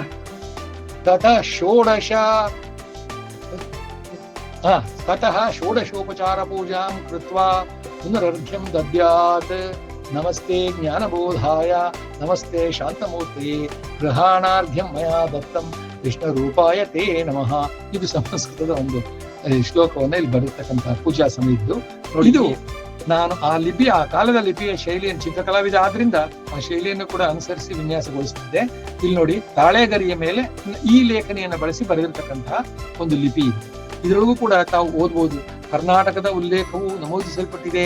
ಮೌರ್ಯರ ಕಾಲದ ಕೆಲ ಶಾಸನಗಳಲ್ಲಿ ಭದ್ರಬಾಹು ಎಂಬುವ ನೋಡಿ, ಇವತ್ತಿನ ರೀತಿ ಓದುವುದಕ್ಕೆ ತಾಳೆಗರಿಯಲ್ಲಿ ನಮ್ಮ ಸಾಲುಗಳಿರುತ್ತಲ್ಲ ಅದಕ್ಕೂ ಹೆಸರನ್ನು ಗುರುತಿಸ್ತಾರೆ. ಅದನ್ನೇ ಅನುಕರಿಸಲಿಕ್ಕೆ ಪ್ರಯತ್ನ ಪಟ್ಟಿದ್ದೀನಿ. ಒಂದು ವೇಳೆ ಇದು ಬರವಣಿಗೆಗೆ ಸಂಬಂಧಪಟ್ಟ ನಮ್ಮಲ್ಲಿ ಲಭ್ಯವಾಗಿರತಕ್ಕಂಥ ಅನೇಕ ಶಿಲ್ಪಗಳು. ಇನ್ನು ಕಡತಗಳು ಅಂತ ಹೇಳಿ ಬಟ್ಟೆಯಲ್ಲಿ ತಯಾರು ಮಾಡಿ ಒಂದು ಕರಿಯ ಮಸಿಯನ್ನು ಅದಕ್ಕೆ ನೆತ್ತಿ ಬಿಳಿಯ ಬಳಪದಲ್ಲಿ ಬರೀತಕ್ಕಂಥದ್ದು ನಮ್ಮಲ್ಲಿ ಬೇಕಾದಷ್ಟಿದೆ. ಇದು ಮುಮ್ಮಡಿಯವರ ಕಾಲದ ಒಂದು 1850ರಲ್ಲಿ ಆಗಿರ್ತಕ್ಕಂಥ ಕಲ್ಲಚ್ಚಿನ ಮುದ್ರಣ, ಅನಂತರ ಕಲ್ಲಚ್ಚಿನಲ್ಲಿ ಮುದ್ರಣವನ್ನು ಮಾಡುವ ಪ್ರಯೋಗಗಳು. ಇದು ಪ್ರಾರಂಭಿಕವಾಗಿ ತಾಳೆಗರಿಯನ್ನು ಹೋಲುವಂತಹ ಅಡ್ಡಡ್ಡ ಪುಸ್ತಕಗಳೇ ಭಾರತದಲ್ಲಿ ರಚಿತವಾಗ್ತಾ ಇತ್ತು. ಬ್ರಿಟಿಷರ ಆಗಮನದ ನಂತರ ಉದ್ದುದ್ದ ಪುಸ್ತಕಗಳು ಅಂದ್ರೆ ವರ್ಟಿಕಲ್ ಅಥವಾ ನಾವು ಪೋರ್ಟ್ರೇಟ್ ಫಾರ್ಮ್ ಅಂತ ಕರಿತೀವಿ, ಆ ರೀತಿಯ ಪುಸ್ತಕಗಳ ಬಳಕೆಗೆ ಬಂದಿದೆ.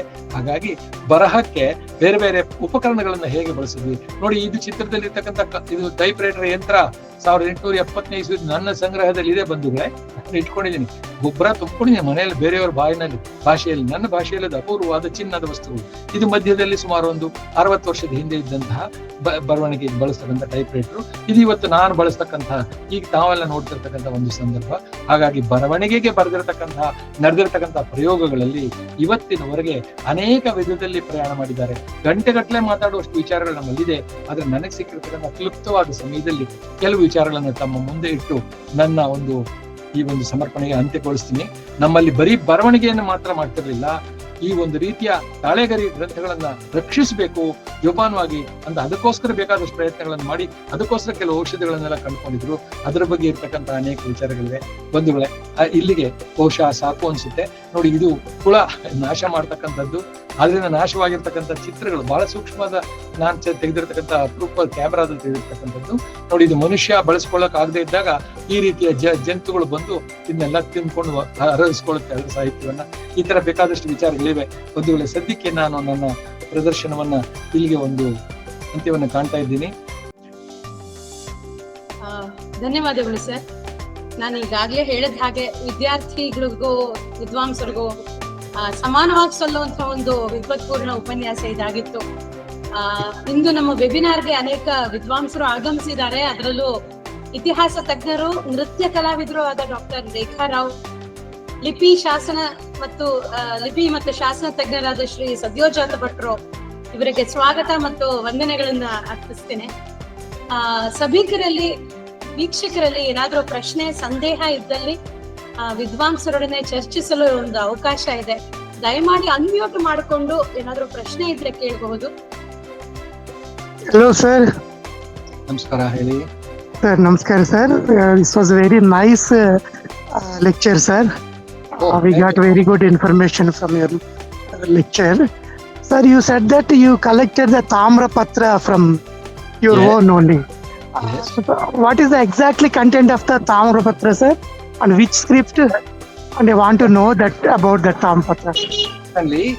That is, it contains the information about the Ganga period here in this Punnata, and it is a grant of some donation, and it contains the message of that particular information.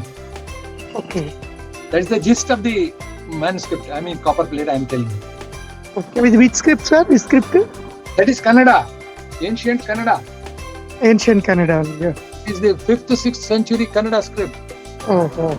They hold it, it reflects like this, but this is the script. Please read this. Great, sir. ಅಮ್ಮ, ಇದು ಉಲ್ಟಾ ಆಗಿದೆಯಾ, ಸರಿ ಕಾಣಿಸ್ತಿದ್ಯಾ? Yes, sir. Yes, sir. Yeah. Right hand ಇದೆ.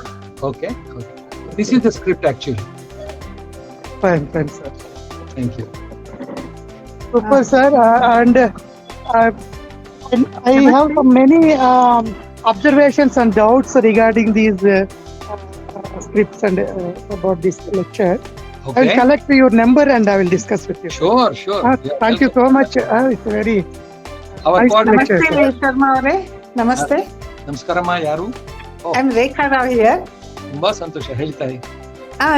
ತಾವು ಒಂದು Buddhist symbol ಇದ್ರದ್ದು coin ತರ ಇದೆ ಅಂತ ಹೇಳೋದಲ್ಲ, ಮುದ್ರೆಯಲ್ಲಿ ಏನಂತ ಇದೆ ಲಿಪಿ, ಏನಾದ್ರು ಗೊತ್ತಾಯ್ತಾ? ಅದು ಒಂದು ಮಂತ್ರ. ಅದು ಬೌದ್ಧ ಸಂಸ್ಕೃತಿಯಲ್ಲಿ ಮೊದಲನೇ ಸಾಲನ್ನು ಮಾತ್ರ ಹೇಳ್ತಿದ್ದೀನಿ. ಏ ಧಮ್ಮ ಹೇತು ಪ್ರಭವ ಅಂತ, ಧರ್ಮ ಹೇತು ಪ್ರಭವ ಅನ್ನೋ ಸಂಸ್ಕೃತ ಪದದ ಒಂದು ಅಪಭ್ರಂಶ ಅಲ್ಲಿದೆ. ಅದರಿಂದ ಶುರುವಾಗುತ್ತೆ. ಅದು ಬಹುಶಃ ಕೃಷ್ಣಮೂರ್ತಿ ಅವರು ಪ್ರಕಟಿಸಿರ್ತಕ್ಕಂಥದ್ರಲ್ಲಿ ಇದೆಯೋ ಇಲ್ಲೋ ನನಗೆ ಗೊತ್ತಿಲ್ಲ.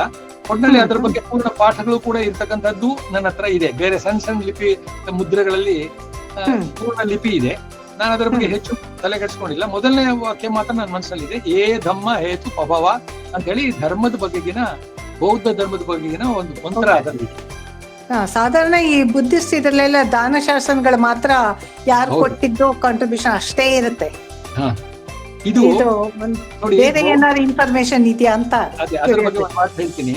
ಬೇರೆ ರೀತಿಯಾದ ಈ ಐತಿಹಾಸಿಕ ಅಂಶಗಳನ್ನ ಅಲ್ಲಿ ಹೇಳಿಲ್ಲ. ಇದು ಸಂಪೂರ್ಣವಾಗಿ ಬೌದ್ಧ ಸ್ತೂಪ ಒಂದರಲ್ಲಿ ನಡೀತಕ್ಕಂತ ಚಟುವಟಿಕೆ. ನಾವು ಹೇಗೆ ಈಗ ನಂಜನಗೂಡು ಹೋದ್ರೆ ಕೊಂಡ ಹಾಕೋದು ಅಂತ ಒಂದು ಪದ್ಧತಿ ಇದೆ.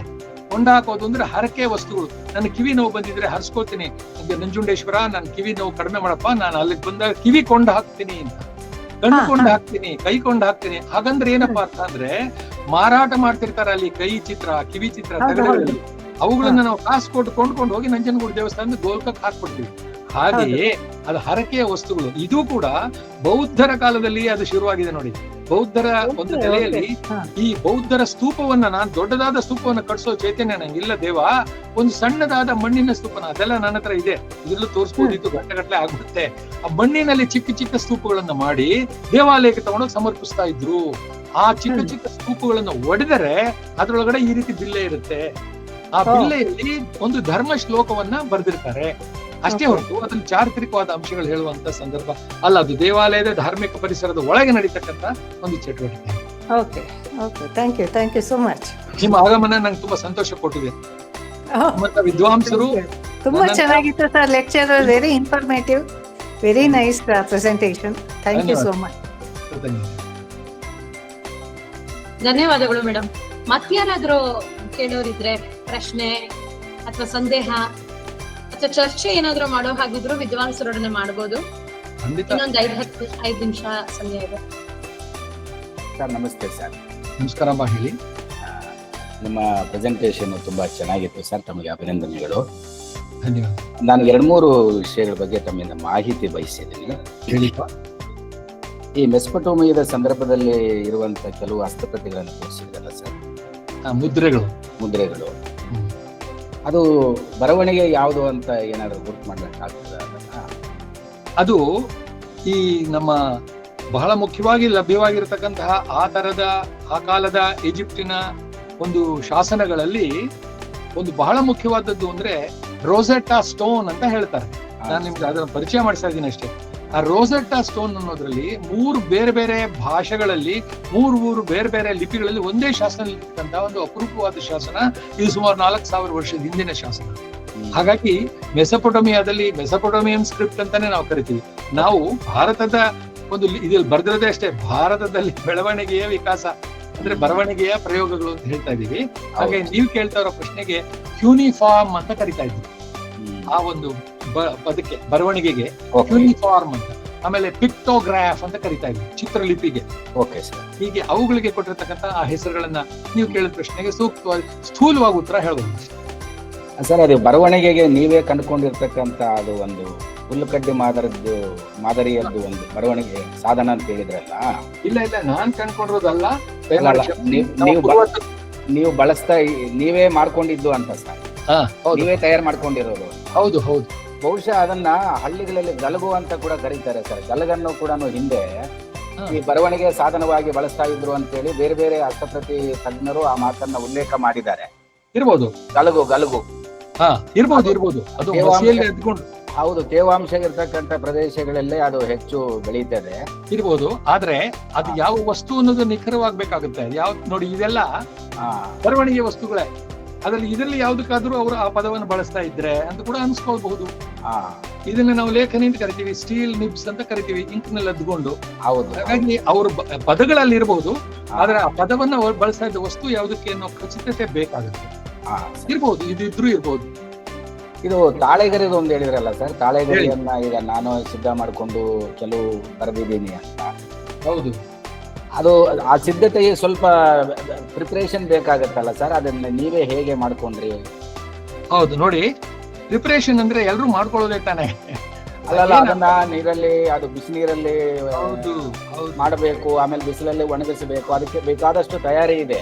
ಹೌದಪ್ಪ. ಮೊದಲನೇದಾಗಿ ಒಂದ್ ಮಾತಲ್ಲಿ ಹೇಳ್ಬಿಡ್ತೀನಿ, ಹಸಿರಾಗಿರತಕ್ಕಂತ ಗಿಡದಿಂದ ಕತ್ತರಿಸಿದ ತಾಳೆ ಗರಿಯನ್ನ ಒಣಗುವುದಕ್ಕೆ ಮುಂಚೆಯೇ ಅದು ನಮಗೆ ಬೇಕಾದ ಆಕಾರಗಳಲ್ಲಿ ಕತ್ತರಿಸಿಕೊಂಡು ಆ ನಂತರ ಅದನ್ನ ಒಣಗಿಸೋ ಕೂಡ ನೆರಳಲ್ಲೇ ಒಣಗಿಸ್ಬೇಕು, ಬಿಸಿಲಲ್ಲಿ ಅದು ಹಪ್ಪ ಆದಾಗ ಆಗ್ಬಾರ್ದು. ಹೌದು ಸರ್. ಹಾರವನ್ನಿಟ್ಟು ಒಣಗಿಸಿ ಅದು ಆಕಾರದಲ್ಲಿ ನಾನು ತೋರಿಸಿದ್ನೆಲ್ಲ ಆತರ ಖಾಲಿ ಹಾಳೆಯಾಗಿ ಆದ ಮೇಲೆ 3 ತಿಂಗಳು ಬಿಟ್ಟು ಬರಿತೀವಿ ನಾವು. ಅಷ್ಟೊತ್ತಿಗೆ ಒಣ ಹೋಗಿ ಹೊರಗಡೆ ಆಗ್ಬಿಟ್ಟಿರುತ್ತೆ. ಅದ್ರಲ್ಲಿ ಕೆರೆದರೆ ಹೋಗೋದೇ ಇಲ್ಲ, ಬರೆಯೋದೇ ಇಲ್ಲ ಅಕ್ಷರ. ನೀವು ಹೇಳಿದ ತರಹ ಅದನ್ನ ಬಿಸಿ ನೀರಿನಲ್ಲಿ ನೆನೆ ಹಾಕ್ತೀವಿ. ನೆನೆ ಹಾಕಿದಾಗ ಮೃದು ಆಗುತ್ತೆ. ಮೃದು ಆದಾಗ ಒಂದೊಂದೇ ಹಾಳೆಯನ್ನ ತೆಗೆದು ಅದರ ಮೇಲೆ ನಾವು ಲಿಪಿಯನ್ನ ಇದರಲ್ಲಿ ಕೊರೀತಾ ಹೋಗ್ತೀವಿ.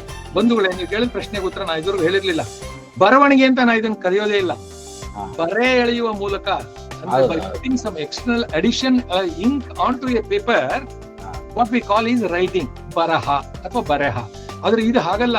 ಇದ್ರೊಳಗಿರ್ತಕ್ಕಂತಹ ಅಂಶವನ್ನು ಕೆರೆದು ಹೊರಗೆ ತೆಗಿತಾ ಇದ್ದೀವಿ. This is not the process of adding something, this is the process of removing something.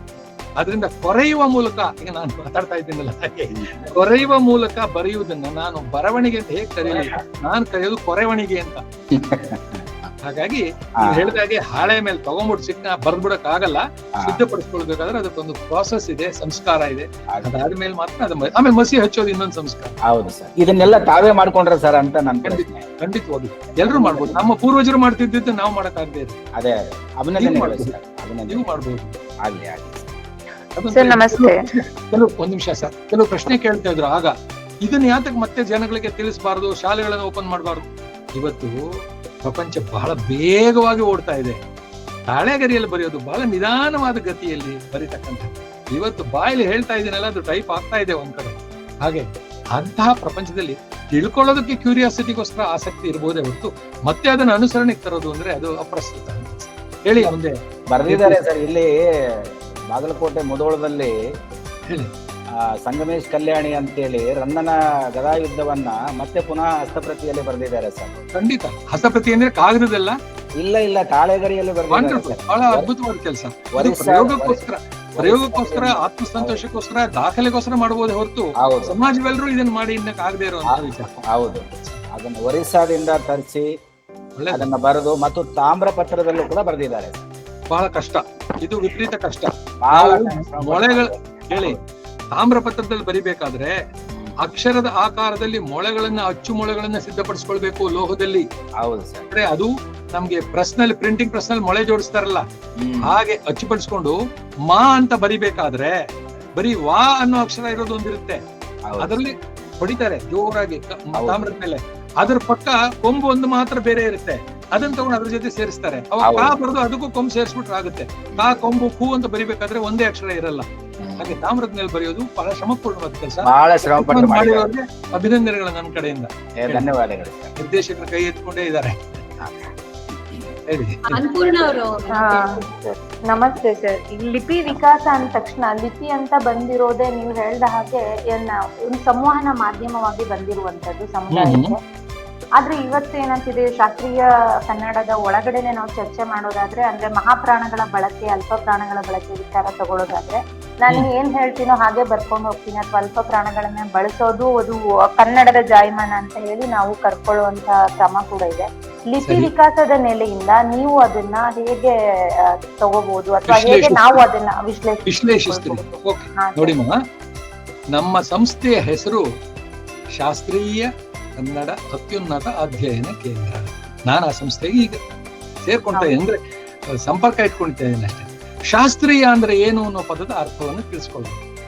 ಶಾಸ್ತ್ರೀಯ ಅನ್ನೋದರ ಅರ್ಥ ಸಂಸ್ಕೃತದಲ್ಲಿ ವಿಧಿ ನಿಷೇಧ ಸಹಿತೋ ಶಾಸ್ತ್ರ ಅಂತ ಅರ್ಥ ಇದೆ. ಬೇರೆ ರೀತಿ ಕೂಡ ಹೇಳ್ತಾ ಇದ್ದಾರೆ. ಅಂದ್ರೆ ಒಂದು ಶಾಸ್ತ್ರ ಅಂದ್ರೆ ಏನು ಅಂದ್ರೆ ಏನನ್ನ ಮಾಡ್ಬೇಕು, ಏನನ್ನ ಮಾಡಬಾರ್ದು ಅನ್ನೋದನ್ನು ತೋರಿಸ್ತಕ್ಕಂಥದ್ದನ್ನೇ ಶಾಸ್ತ್ರ ಅಂತ ಗುರುತಿಸ್ತಾರೆ. ಡೂಸ್ ಅಂಡ್ ಡೋಂಟ್ಸ್ ಇದೆಯಲ್ಲ, ಹಾಗೆ ಕನ್ನಡ ಒಂದು ಭಾಷೆಯಲ್ಲಿ ನೋಡಿ, ನೀವು ಕೇಳಿದಕ್ಕೆ ನಾನು ಉತ್ತರ ಹೇಳ್ತಾ ಇದ್ದೀನಿ. ಒಂದು ಹಾಡು ಹೇಳ್ತೀನಿ. ಅಕ್ಕಿಯು ಆರುತ್ತಿದೆ ಸೂರಿನ ಮೇಲೆ, ಅಕ್ಕಿಯು ಆರುತ್ತಿದೆ. ಏನದು? ಹಾಗಂದ್ರೆ ಬಿಸಿಲಿಗೆ ಒಣಗಾಕಿದ್ದೀನಿ ತಾಯಿ ನಾನು ಅಕ್ಕಿನ ಜಾಲಿಸ್ಬಿಟ್ಟು. ನಿಮ್ಮ ಮನಸ್ಸಿಗೆ ಬಂದಿದ್ದು ಹಕ್ಕಿಯು ಹಾರುತ್ತಿದೆ ಅಂತ. ಅರ್ಥ ಆಯ್ತಲ್ಲ? ನೀವು ಕೇಳಿದಕ್ಕೆ ನಾನು ಮಾತಾಡ್ತಾ ಇದ್ದೀನಿ. ಅನೇಕರಿಗೆ ಹೌದು ಇಷ್ಟವಾಗದೇ ಸರ್. ಇರ್ಬೋದು. ಅಕ್ಕಿಯು ಹಾರುತ್ತಿದೆ ಅನ್ನೋದಲ್ಲ ಅರ್ಥದಲ್ಲಿ, ಅಕ್ಕಿಯು ಆರುತ್ತಿದೆ ಅನ್ನೋದ್ರ ಅರ್ಥ ಒಣಗಕ್ಕೆ ಹಾಕಿದೀನಿ ಅಂತ ಆಯ್ತು. ನೀವು ಕೇಳಿದ ತಕ್ಷಣ ನನ್ನ ಮನಸ್ಸು ಒಳದಿದ್ದ ವಿಚಾರ ಹೇಳ್ತಾ ಇದ್ದೀನಿ. ಅದು ಬಿಟ್ಟು ನಾನು ಬಸ್ಸಿನಲ್ಲಿ ಪ್ರಯಾಣ ಮಾಡುವಾಗ ಆಸನದಲ್ಲಿ ಕಂಪನ ಉಂಟಾಯಿತು ಅಂದ್ರೆ ಏನರ್ಥ? ಆಸನ ಅಂದ್ರೆ ನಮ್ಮ ಪೃಷ್ಠಭಾಗ, ಅಲ್ಲಿ ಏನೋ ಅಲಗಾಟ ಉಂಟಾಯ್ತಂತೆ. ಅಲ್ಲ ರೀ, ನಾ ಬಸ್ಸಲ್ಲಿ ಹೋಗ್ತಾ ಇದ್ದೆ ಹಾಸನದಲ್ಲಿ, ಹಾಸನದ ಹತ್ರ ನೆಲದಲ್ಲಿ ಭೂಕಂಪನ ಆಗ್ಬಿಡ್ತು. ಅದರಿಂದ ಆಸನದಲ್ಲಿ ಕಂಪನ ಅಲ್ಲ, ಅದು ಹಾಸನದಲ್ಲಿ ಕಂಪನ. ತಾವು ಕೇಳಿದ ಪ್ರಶ್ನೆಗೆ ತಾಯಿ, ಹೌದು. ನಾನು ಈ ವಿಚಾರ ಮಾತಾಡಬಾರ್ದು ಅನ್ಕೊಂಡಿದ್ದೆ.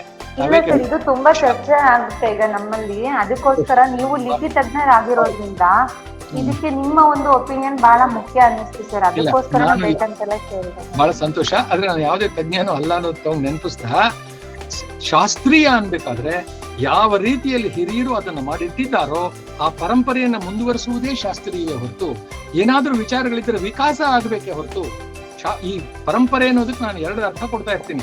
ಪರಂಪರೆಯಲ್ಲಿ ವಿಕಾಸ ಒಂದು, ಕ್ರಾಂತಿ ಮತ್ತೊಂದು. ವಿಕಾಸ ಅಂತಕ್ಕಂಥದ್ದು ಹಂತ ಹಂತವಾಗಿ ಮೇಲೆ ಇರ್ತಕ್ಕಂಥದ್ದು, ಕ್ರಾಂತಿ ಅಂತಕ್ಕಂಥದ್ದು ದೃಢ ಅಂತ ಹೇಳ್ತಕ್ಕಂಥದ್ದು. ಆದ್ರೆ ಪರಂಪರೆಯಲ್ಲಿ ವಿಕಾಸ ಆಗ್ಬೇಕೇ ಹೊರತು ಕ್ರಾಂತಿ ಆಗ್ಬಾರ್ದು. ಕ್ರಾಂತಿ ಸಂದರ್ಭ ಬಂದಾಗ ಆಗ್ಬಹುದೇನೋ, ಬಟ್ ಬರವಣಿಗೆ ವಿಚಾರದಲ್ಲಿ ಅವರು ಮಾಡಿರ್ತಕ್ಕಂತಹ ಉಚ್ಚಾರಣೆಗಳಲ್ಲಿ, ಪದಗಳಲ್ಲಿ ಅರ್ಥ ಇದೆ. ಆಸನ ಅನ್ನುವಾಗ ಆಸನ ಬರಬಾರ್ದು ಮನಸ್ಸಿಗೆ, ಈ ರೀತಿ ಅಕ್ಕಿ ಅನ್ನುವಾಗ ಹಕ್ಕಿ ಬರಬಾರ್ದು, ಹಾಲು ಅನ್ನುವಾಗ ಆಲದ ಮರ ಅನ್ನುವಾಗ ಹಾಲದ ಮರ ಆಗ್ಬಾರ್ದು. ಈ ತರ ತಾವು ಕೇಳಿದ ಪ್ರಶ್ನೆಗೆ ಯಾಕೆಂದ್ರೆ ಸರ್ ನೀವು ಹೇಳಿದ ರೀತಿಯಲ್ಲೇ ಭಾಷೆ. ಹೌದು ಸರ್. 50 ವರ್ಷಗಳ ಹಿಂದೆ ಏನನ್ನ ನಮ್ಮ ಹಿರಿಯರು ಕನ್ನಡವನ್ನ ಬಳಸ್ತಾ ಇದ್ರು, ಕಿಟಲ್ ಡಿಕ್ಷನರಿಯಲ್ಲಿ ಏನ್ ಬರ್ದಿದೆಯೋ ಅದನ್ನೇ ಶಾಶ್ವತ ಉಳಿಸ್ಬೇಕಾದ್ದು ನಮ್ಮ ಜವಾಬ್ದಾರಿ. ಮುಂದಿನ ಪೀಳಿಗೆಗೆ ಶುದ್ಧ ಕನ್ನಡವನ್ನು ಒದಗಿಸುವ ಕರ್ತವ್ಯವು ಹೌದು ಅಂತ ನನ್ನ ಅನಿಸಿಕೆ. ಅಂದ್ರೆ ಕೆಲವು ವಾದಗಳನ್ನು ಮಾಡ್ತಾ ಸಂಸ್ಕೃತ ಭೂಯಿಷ್ಠವಾದಂತದ್ದು ಹೆಚ್ಚಿದೆ, ಈ ತರದಲ್ಲೇ ಬಿಟ್ಟು ನಾವು ಈ ಪ್ರಯೋಗಕ್ಕೆ ತೊಡಗಿಸ್ಕೊಳ್ಬೇಕು ಪ್ರಯತ್ನ ಪೂರ್ವಕವಾಗಿ ಅನ್ನೋಂತ ವಾದಗಳು ಹೆಚ್ಚಿರೋದ್ರಿಂದ ಈ ಪ್ರಶ್ನೆ. ಒಂದ್ ಮಾತು ಹೇಳ್ಬಿಡ್ತೀನಿ, ಕ್ಷಮಿಸ್ಬೇಕು, ಯಾರ್ ಬೇಕಾದ್ರೂ ಬೈಕೊಳ್ಳಿ. ಏನಿಲ್ಲ ಸರ್. ಶಾಸ್ತ್ರೀಯ ಕನ್ನಡ ಅತ್ಯುನ್ನತ ಅಧ್ಯಯನ ಕೇಂದ್ರ ಅನ್ನುವ ಅದರಲ್ಲಿ ಸಂಸ್ಕೃತಗಳನ್ನೆಲ್ಲ ತೆಗೆದು ಬಿಟ್ರೆ ಉಳಿಯೋದೇನಮ್ಮ? ಕನ್ನಡ ಅನ್ನೋ ಒಂದು ಪದ. ತುಂಬಾ ನನ್ಗೆ ಬಹಳ ಸಂಕೋಚದಿಂದ ಹೇಳ್ತಾ ಇದ್ದೀನಿ. ಸಂಸ್ಕೃತದ ಒಂದು ಕೊಡುಗೆ ದ್ರಾವಿಡ ಭಾಷೆಯ ಮೂಲದ ಕನ್ನಡಕ್ಕೆ ಶ್ರೀಮಂತಗೊಳಿಸಿದೆ. ಆದ್ರೆ ನಾವಿವತ್ತು ಸಂಸ್ಕೃತ ಆಗಮನ ಆಗಿರೋದಕ್ಕಿಂತ ಮುಂಚೆ ಅಂದ್ರೆ 1000 ವರ್ಷಗಳ ಹಿಂದಿನ ಪಂಪ ರನ್ನನ ಕನ್ನಡವನ್ನ ಮತ್ತೆ ತಗೊಂಡು ಬಂದು ಇದ್ರೊಳಗಿರ್ತಕ್ಕಂಥ ಸಂಸ್ಕೃತವನ್ನ ಕಿತ್ತು ಹಾಕಬೇಕು ಅನ್ನೋದೇ ಆದ್ರೆ ದೊಡ್ಡ ಪ್ರಯೋಗವನ್ನು ನಡೀಬೇಕಾಗುತ್ತೆ. ಆವಾಗಿನ ಭಾಷಾ ಸಂಪತ್ತಿಗಿಂತ ಹೆಚ್ಚು ಸಂಸ್ಕೃತ ಪದಗಳನ್ನ ನಾವಲ್ಲಿ ಸೇರಿಸ್ಕೊಂಡಿದ್ದೀವಿ. ಅದರಿಂದ ಇದು ಮುಂದಿನ ಜನಾಂಗಕ್ಕೆ ಬಿಟ್ಟ ಪ್ರಶ್ನೆ, ನಾವೇನು ಅಧಿಕಾರಿಗಳಲ್ಲ. I have one more question, madam. ಹೇಳಿ. I have one more question from Rekha Rao. Please. ಇದು ಈ ಸಾಧಾರಣ ನಾವು ಇನ್ಸ್ಕ್ರಿಪ್ಷನ್ಸ್ ಅಲ್ಲಿ ಮತ್ತೆ ತಾಮ್ರಪತ್ರ ಅದರಲ್ಲೆಲ್ಲ ನೋಡಿದಾಗ ಲಿಪಿಗಳಲ್ಲಿ ಈ ಒನ್ ವರ್ಡ್ಗೆ ಸ್ಪೇಸಿಂಗ್ ಇರುತ್ತಲ್ಲ, ಹೌದು. ಆ ಸ್ಪೇಸಿಂಗ್ ಇಲ್ವೇ ಇಲ್ವಲ್ಲ, ಯಾತಕ್ಕಾಗಿ ಅದ್ ಯಾವ ಕಾಲದಿಂದ ಸ್ಪೇಸಿಂಗ್ ಇಂಟ್ರೊಡ್ಯೂಸ್ ಆಯ್ತು? ಮೊನ್ನೆ ಇದ್ರ ಬಗ್ಗೆ ಬಹಳ ಸಂತೋಷ. ಮೊನ್ನೆ ಇದ್ರ ಬಗ್ಗೆ ಒಂದು ಚರ್ಚೆ ಆಯ್ತು. ನಮ್ಮ ಮಿತ್ರರಾದ ಹಸ್ತಪ್ರತಿ ಸಂಶೋಧಕ ಗೀತಾಚಾರ್ಯ ಅನ್ನೋರು ಚರ್ಚೆ ಮಾಡಿದ್ರು. ನಾನು ಬರದೆ ಇಂಗ್ಲಿಷರ ಆಗಮನದವರೆಗೂ ನಮ್ಮ ಬರವಣಿಗೆಯಲ್ಲಿ ಅವಕಾಶಗಳು ಅಂದ್ರೆ ಸ್ಪೇಸ್ ಇರಲಿಲ್ಲ. ಒಂದ್ರ ಪಕ್ಕ ಒಂದೇ ಬರ್ಕೊಂಡು ಬರ್ತಾ ಇತ್ತು. ಇಂಗ್ಲಿಷರ ಆಗಮನದ ನಂತರ ನನಗೆ ಸ್ಪೇಸ್ ಪರಿಚಯ ಭಾರತಕ್ಕಾಯ್ತು ಅನ್ನೋದನ್ನ ಆಧಾರ ಸಹಿತವಾಗಿ ಹೇಳಿದೆ. ಆದ್ರೆ ಅವ್ರು ಅದಕ್ಕೆ ಒಪ್ತೇನೆ, ಪಾಪ ಮಿತ್ರರು. ನಮ್ಮ ದಸ್ತಾವೇಜುಗಳಲ್ಲಿ ಅಂದ್ರೆ ಪತ್ರಗಳಲ್ಲಿ ಮಧ್ಯದಲ್ಲಿ ಸೇರಿಸ್ಬಿಡ್ತಾರೆ ಅನ್ನೋದನ್ನ ಅವಾಯ್ಡ್ ಮಾಡೋಕ್ಕೋಸ್ಕರ ಅದನ್ನ ಬರೀತಾರೆ ಮೋಡಿತರ ಲಿಪಿಯಲ್ಲಿ ಹೊರತು ಮಾಮೂಲಿಯಾದ ಸಾಹಿತ್ಯ ಕನ್ನಡದಲ್ಲಿ ಸ್ಪೇಸ್ ಇತ್ತು ಅಂತಾನೆ ಅವ್ರು ಹೇಳಿದ್ರು. ತಕ್ಷಣ ಅವ್ರಿಗೆ ವಿನಯಪೂರ್ವಕವಾಗಿ ನೋಡಿ, ಈಗ ನಿಮ್ಗೆ ತೋರ್ಸದ್ನಲ್ಲ ಅನೇಕ ಹಸ್ತಪ್ರತಿಗಳನ್ನ, ಅವುಗಳು ಒಂದೊಂದಾಗಿ ತೋರಿಸಿ ಮಿತ್ರರೇ, ನಾನು ಸಂಗ್ರಹಿಸಿರ್ತಕ್ಕಂತಹ 100, 200, 300, 400 ವರ್ಷಗಳ ಹಿಂದಿನ ಕನ್ನಡ ಬರಹದಲ್ಲಿ ಸ್ಪೇಸ್ ಇಲ್ಲ. ತಮ್ಮಲ್ಲಿ ಯಾವ್ದಾದ್ರು ಇದೆ ದಯಮಾಡಿ ತೋರಿಸಿ ಎಂದು ಕೂಡ ನಾನು ಕೇಳಿದೆ. ಆಗ ಅವರು ಸಂಪೂರ್ಣವಾಗಿ ನನ್ನ ಅನುಮೋದನೆಯನ್ನು ಮಾಡಿದ್ರು. ನಮ್ಮ ಪ್ರಶ್ನೆಗೆ ಇದು ಅಸಂಬದ್ಧ ಅಂತ ಹೇಳ್ತಾ ಇಲ್ಲ, ಇದು ಬರ್ತಿರ್ತಕ್ಕಂತಹ ಪ್ರಶ್ನೆ ಎಲ್ಲರಲ್ಲೂ ಹೇಳ್ತಾ ಇದ್ದೀನಿ. ಒಟ್ಟಲ್ಲಿ ಸಂಸ್ಕೃತದಲ್ಲಿ ನಮಗೆ ಪದಭೇದ ಕಾಣಿಸೋದಿಲ್ಲ. ಒಂದು ಪದದ ಪಕ್ಕ ಮತ್ತೊಂದು ಪದ, ಬಹುಪಾಲು ಸಂಸ್ಕೃತ ಪದ ಸೃಷ್ಟಿ ಸ್ಥಿತ್ಯಂಧಕಾರ ಕಾಮಿತ ಕಾಮ ಫಲದಾಯಕ. ಅಯ್ಯಯ್ಯಪ್ಪ, ಸೃಷ್ಟಿ ಸ್ಥಿತ್ಯಂಧಕಾರ ಕಾಮಿತ ಕಾಮ ಫಲದಾಯಕ ಅನ್ನೋ ಪದವನ್ನು DVG ಅವರು ಬರೆದಿದ್ದಾರೆ ಅಂತಃಪುರ ಗೀತೆಗಳಲ್ಲಿ. ಹಾಗಾಗಿ ಇದು ಸೃಷ್ಟಿ ಸ್ಥಿತಿ ಅಂಧಕಾರಕ ಕಾಮಿತ ಫಲದಾಯಕ ಅಂತ ಓದ್ಬಿಡ್ತಾರೆ. ಅಂಧಕಾರಕ ಅಮಿತ ಫಲದಾಯಕ. ಅಲ್ಲಿ ಹಾಕ್ಬೇಕ, ತುಂಡಾಕಿ ಬುದ್ಧಿ ಇನ್ನೊಸಿ ತುಂಡಾಕಿ ಅಂತಾರಲ್ಲ ಹಾಗೆ ಕಾಳಿದಾಸ. ಹಾಗೆ ಸಂಸ್ಕೃತದಲ್ಲಿ ಸಮಸ್ತ ಪದವೇ ದೊಡ್ಡದಾದ್ರೂ ಕೂಡ ಬೇರೆ ಒಂದು ಪದವ ಬಂದಾಗ್ಲೂ ಅದರ ಪಕ್ಕ ಅವಕಾಶ ಕೊಡ್ತಾ ಇರಲಿಲ್ಲ. ಒಂದ್ರ ಪಕ್ಕ ಒಂದು ಬರೆಯೋದು ನಮ್ಮ ಅಭ್ಯಾಸ, ನಾವು ಕಂಡುಕೊಂಡ ರೀತಿ. ಆದ್ರೆ ಇಂಗ್ಲಿಷ್ನವ್ರು ಬಂದ ಮೇಲೆ ಅದನ್ನ ಬಿಡಿಸಿ ಬರೆಯೋ ಒಂದು ಪರಿಪಾಠ ನಮಗಾಗಿದೆ. ಇವತ್ತಿಗೂ ಕೂಡ ನಾವು ಅದನ್ನ ಅನುಸರಿಸೋದಕ್ಕೆ ಹೊಸದಾಗಿ ಬಂದಿದ್ದೀವಿ ಅನ್ನೋದು ನನ್ನ ಅಭಿಪ್ರಾಯ. Okay okay, thank you. ಧನ್ಯವಾದಗಳು ಮೇಡಮ್. ಮತ್ತೆ ಯಾರಾದ್ರೂ ಪ್ರಶ್ನೆಗಳಿದ್ರೆ ಕೇಳಬಹುದು, ಇಲ್ಲ ಅಂದ್ರೆ ಇಲ್ಲಿಗೆ ನಾವು ಮುಗಿಸೋಣವಾ? ಆಗ್ಲಿ. ಇಂದಿನ ನಿರ್ದೇಶಕರು ಏನೋ ಹೇಳ್ತಾರ ಸರ್? ಏನಾದ್ರು ಮ್ಯೂಟ್ ಆಗಿದೆ ಮೈಕ್ ಸರ್, ನಿಮ್ ಮೈಕ್ ಮ್ಯೂಟ್ ಆಗಿದೆ, ಅನ್ಮ್ಯೂಟ್ ಮಾಡ್ಕೊಳ್ಳಿ ಸರ್. ಇಲ್ಲ ಹಾಗಿಲ್ಲ. ಹಾ, ಸಣ್ಣ ಪಾಪೆಯವರು ಮಾತಾಡ್ತಾ ಗಲಗಿನ ಬಗ್ಗೆ ಪ್ರಸ್ತಾಪ ಮಾಡಿದ್ರು. ಗಲಗು ಹಾ, ಯಾರೋ ಒಬ್ರು ಬೇರೆಯವರು. ಸಣ್ಣ ಪಾಪೆಯವರು, ಅದು ನಮ್ಮ ಕೇಂದ್ರದಲ್ಲಿ ಇರ್ತಾರೆ. ಸರಿ. 1965 ಅಂತ ಕಾಣಿಸುತ್ತೆ. ನಾನು ಅವಾಗ 4ನೇ ಕ್ಲಾಸೇ ವಿದ್ಯಾರ್ಥಿ. ನಮಗೆ ಚೆನ್ನಾಗಿ ಗೊತ್ತಿದೆ, ಗಲಗ್ ಕೊಡ್ತಿದ್ರು. ಒಂದು ಇಂಕ್ ಬಾಟಲ್ ಮತ್ತು ಗಲಗ್ ಕೊಟ್ಟು ಕಳಿಸ್ತಿದ್ರು. ನಾವು ಪ್ರತಿ ಸಾರಿ ಇಂಕ್ ಬಾಟಲ್ ಗಲಗಿಟ್ಟು ಎತ್ತಿ ಬರಿತಾ ಇದ್ವಿ. ಸ್ವಲ್ಪ ದಿವಸ ಇತ್ತು ಗಲಗ, ಆಮೇಲೆ ಪೆನ್ಸಿಲ್ ಬಂತು, ಆಮೇಲೆ ಬಾಲ್ ಪೆನ್ ಬಂತು. ಹೀಗೆ ನಾವು ಹೇಳ್ತಿದ್ರಲ್ಲ, ಹಾಗೆ ಅದ್ದುತ್ತಾ ಇದ್ದಿದ್ದು ಕಬ್ಬಿಣದಲ್ಲಿತ್ತೋ ಹೇಗೆ? Ink bottle sir, ink bottle glass ink ಹೀಗಿತ್ತ? ಅದು ಕಟ್ಟಿಗೆ.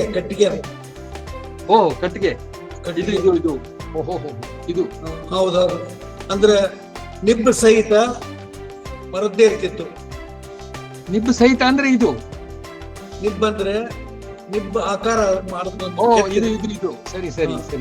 ಹಾ, ಇದು ಇರ್ಬೋದು. ಅಂದ್ರೆ ಸ್ವಲ್ಪ ಇತ್ತೀಚಿನವರೆಗೂ ಮೊನ್ನೆವರೆಗೆ ನಾವು ಓದೋ ಹೊತ್ತಿಗೆ ಕಲಗಿತ್ತು. ಆಮೇಲೆ ಹೊರಟೋಗ್ಬಿಟ್ಟು ಇದು ಇತ್ತೀಚಿನವರೆಗೂ ಬಳಸ್ತಾ ಇದ್ರು ಅನ್ನೋದು ತುಂಬಾ ಸಂತೋಷ. ಹೌದು. ನಾವು ಬಳಸಿದ್ದೇವೆ ಅನ್ನೋದು ನನಗೆ ಈಗ ಬಹಳ ಖುಷಿ ಆಯ್ತು. ಒಂದು. ಎರಡನೇದು, ಇದು ಒಂದು ಕಾಂಪ್ಲಿಮೆಂಟ್. ತಾವು ಶಾಸ್ತ್ರೀಯ ಕನ್ನಡ ಅತ್ಯುನ್ನತ ಅಧ್ಯಯನ ಕೇಂದ್ರಕ್ಕೆ ಬಂದು ಇವತ್ತು ಬರಹದ ಪ್ರಯೋಗಗಳ ಬಗ್ಗೆ ಬಹಳ ಅರ್ಥಪೂರ್ಣವಂತ ಒಂದು ಉಪನ್ಯಾಸವನ್ನು ಕೊಟ್ರಿ. ತಮಗೆ ಶಾಸ್ತ್ರೀಯ ಕನ್ನಡ ಅತ್ಯುನ್ನತ ಅಧ್ಯಯನ ಕೇಂದ್ರ ಪರವಾಗಿ ಹಾರ್ದಿಕವಾದ ಧನ್ಯವಾದಗಳು. ನಾನು ತಮ್ಮ ವಿದ್ವತ್ತನ್ನ ಅವಾಗಲೇ ನೋಡಿದ್ದೆ. ಅವಾಗ ನಾವು ನೀವು ಕೊಲಿಗ್ಸ್ ಆಗಿದ್ದಾಗಲೇ ಗೊತ್ತಿತ್ತು ನನಗೆ ನಿಮ್ಮ ಅಭಿರುಚಿಗಳು, ನಿಮ್ಮ ವಿದ್ವತ್ತು ಅದೆಲ್ಲ ಗೊತ್ತಿತ್ತು. ಇವತ್ತು ಮತ್ತೆ ಪ್ರತ್ಯಕ್ಷವಾಗಿ ಅದನ್ನು ಕಂಡಂಗೆ ಆಯ್ತು. ಧನ್ಯವಾದಗಳು. ಬಹಳ ಸಂತೋಷ. ನಾನು ಆಗ್ಲೇ ಹೇಳಿದ್ನಲ್ಲ, ಅದೇ ತರ ಎಲ್ಲರಿಗೂ ಸಹ ನನ್ನ ಹೃತ್ಪೂರ್ವಕವಾದ ಧನ್ಯವಾದಗಳು. ನನ್ನ ಅಭಿಪ್ರಾಯವನ್ನ ಸ್ಪಷ್ಟಗೊಳಿಸಿದಂತಹ ಶ್ರೋತೃಗಳಿಗೂ ಕೂಡ, ವೀಕ್ಷಕರಿಗೂ ಕೂಡ ನನ್ನ ಕೃತಜ್ಞತೆಗಳನ್ನು ಅರ್ಪಿಸ್ತಾ ಸಂಸ್ಥೆಗೆ ಮತ್ತೊಂದ್ಸಲ ನಾನು ಧನ್ಯವಾದಗಳನ್ನು ಹೇಳ್ತೇನೆ. ಇಂದಿನ ವಿದ್ವತ್ಪೂರ್ಣವು ಮತ್ತು ಉಪಯುಕ್ತ ಉಪನ್ಯಾಸವನ್ನು ನೀಡಿದ ಡಾಕ್ಟರ್ ಮೈಸೂರು ನಾಗರಾಜ್ ಅವರಿಗೆ ಅತ್ಯಂತ ಧನ್ಯವಾದಗಳು. ಮುಂದಿನ ಸೋಮವಾರವೂ ಮತ್ತೋರ್ವ ವಿದ್ವಾಂಸರ ಉಪನ್ಯಾಸದೊಂದಿಗೆ ನಿಮ್ಮ ಮುಂದೆ ಬರಲಿದ್ದೇವೆ. ಎಲ್ಲರಿಗೂ ಧನ್ಯವಾದಗಳು. ಶುಭ ಸಂಜೆ. ಸದ್ಯೋಜಾತ ಭಟ್ರು ಏನು ಮಾತಾಡ್ದ ಕಾಣ್ಲಿಲ್ಲ. ಸದ್ಯೋಜಾತ ಭಟ್ರು ನನಗೆ ಮೆಸೇಜ್ ಹಾಕಿದ್ದಾರೆ ಸರ್. ಅವ್ರಿಗೆ ನಿಮ್ಗೆ ಅಭಿನಂದನೆಗಳನ್ನು ತಿಳಿಸಿದ್ದಾರೆ. ಮತ್ತೆ ಅವ್ರಿಗೆ ವಾಯ್ಸ್ ಆಡಿಯೋ ಇದು ಇಲ್ಲದ ಕಾರಣ ಅವ್ರಿಗೆ ಆಡ್ಲಿಕ್ಕೆ ಆಗ್ಲಿಲ್ಲ. ಪ್ರಶ್ನೆ ಏನು ಇಲ್ವಂತೆ, ನಿಮ್ಗೆ ಅಭಿನಂದಿಸಿದಾರಂತೆ. ನಿಮ್ಮೊಡನೆ ಮತ್ತೆ ಮಾತಾಡ್ತೀನಿ ಅಂತ ಹೇಳಿದ್ರು. ನೋಡಿ, ನೀವು ಹೇಳೇ ಇಲ್ಲ, ಎಡಿಟ್ ಮಾಡ್ಬಿಟ್ಟಿದ್ದೆ. ತುಂಬಾ ಸಂತೋಷ.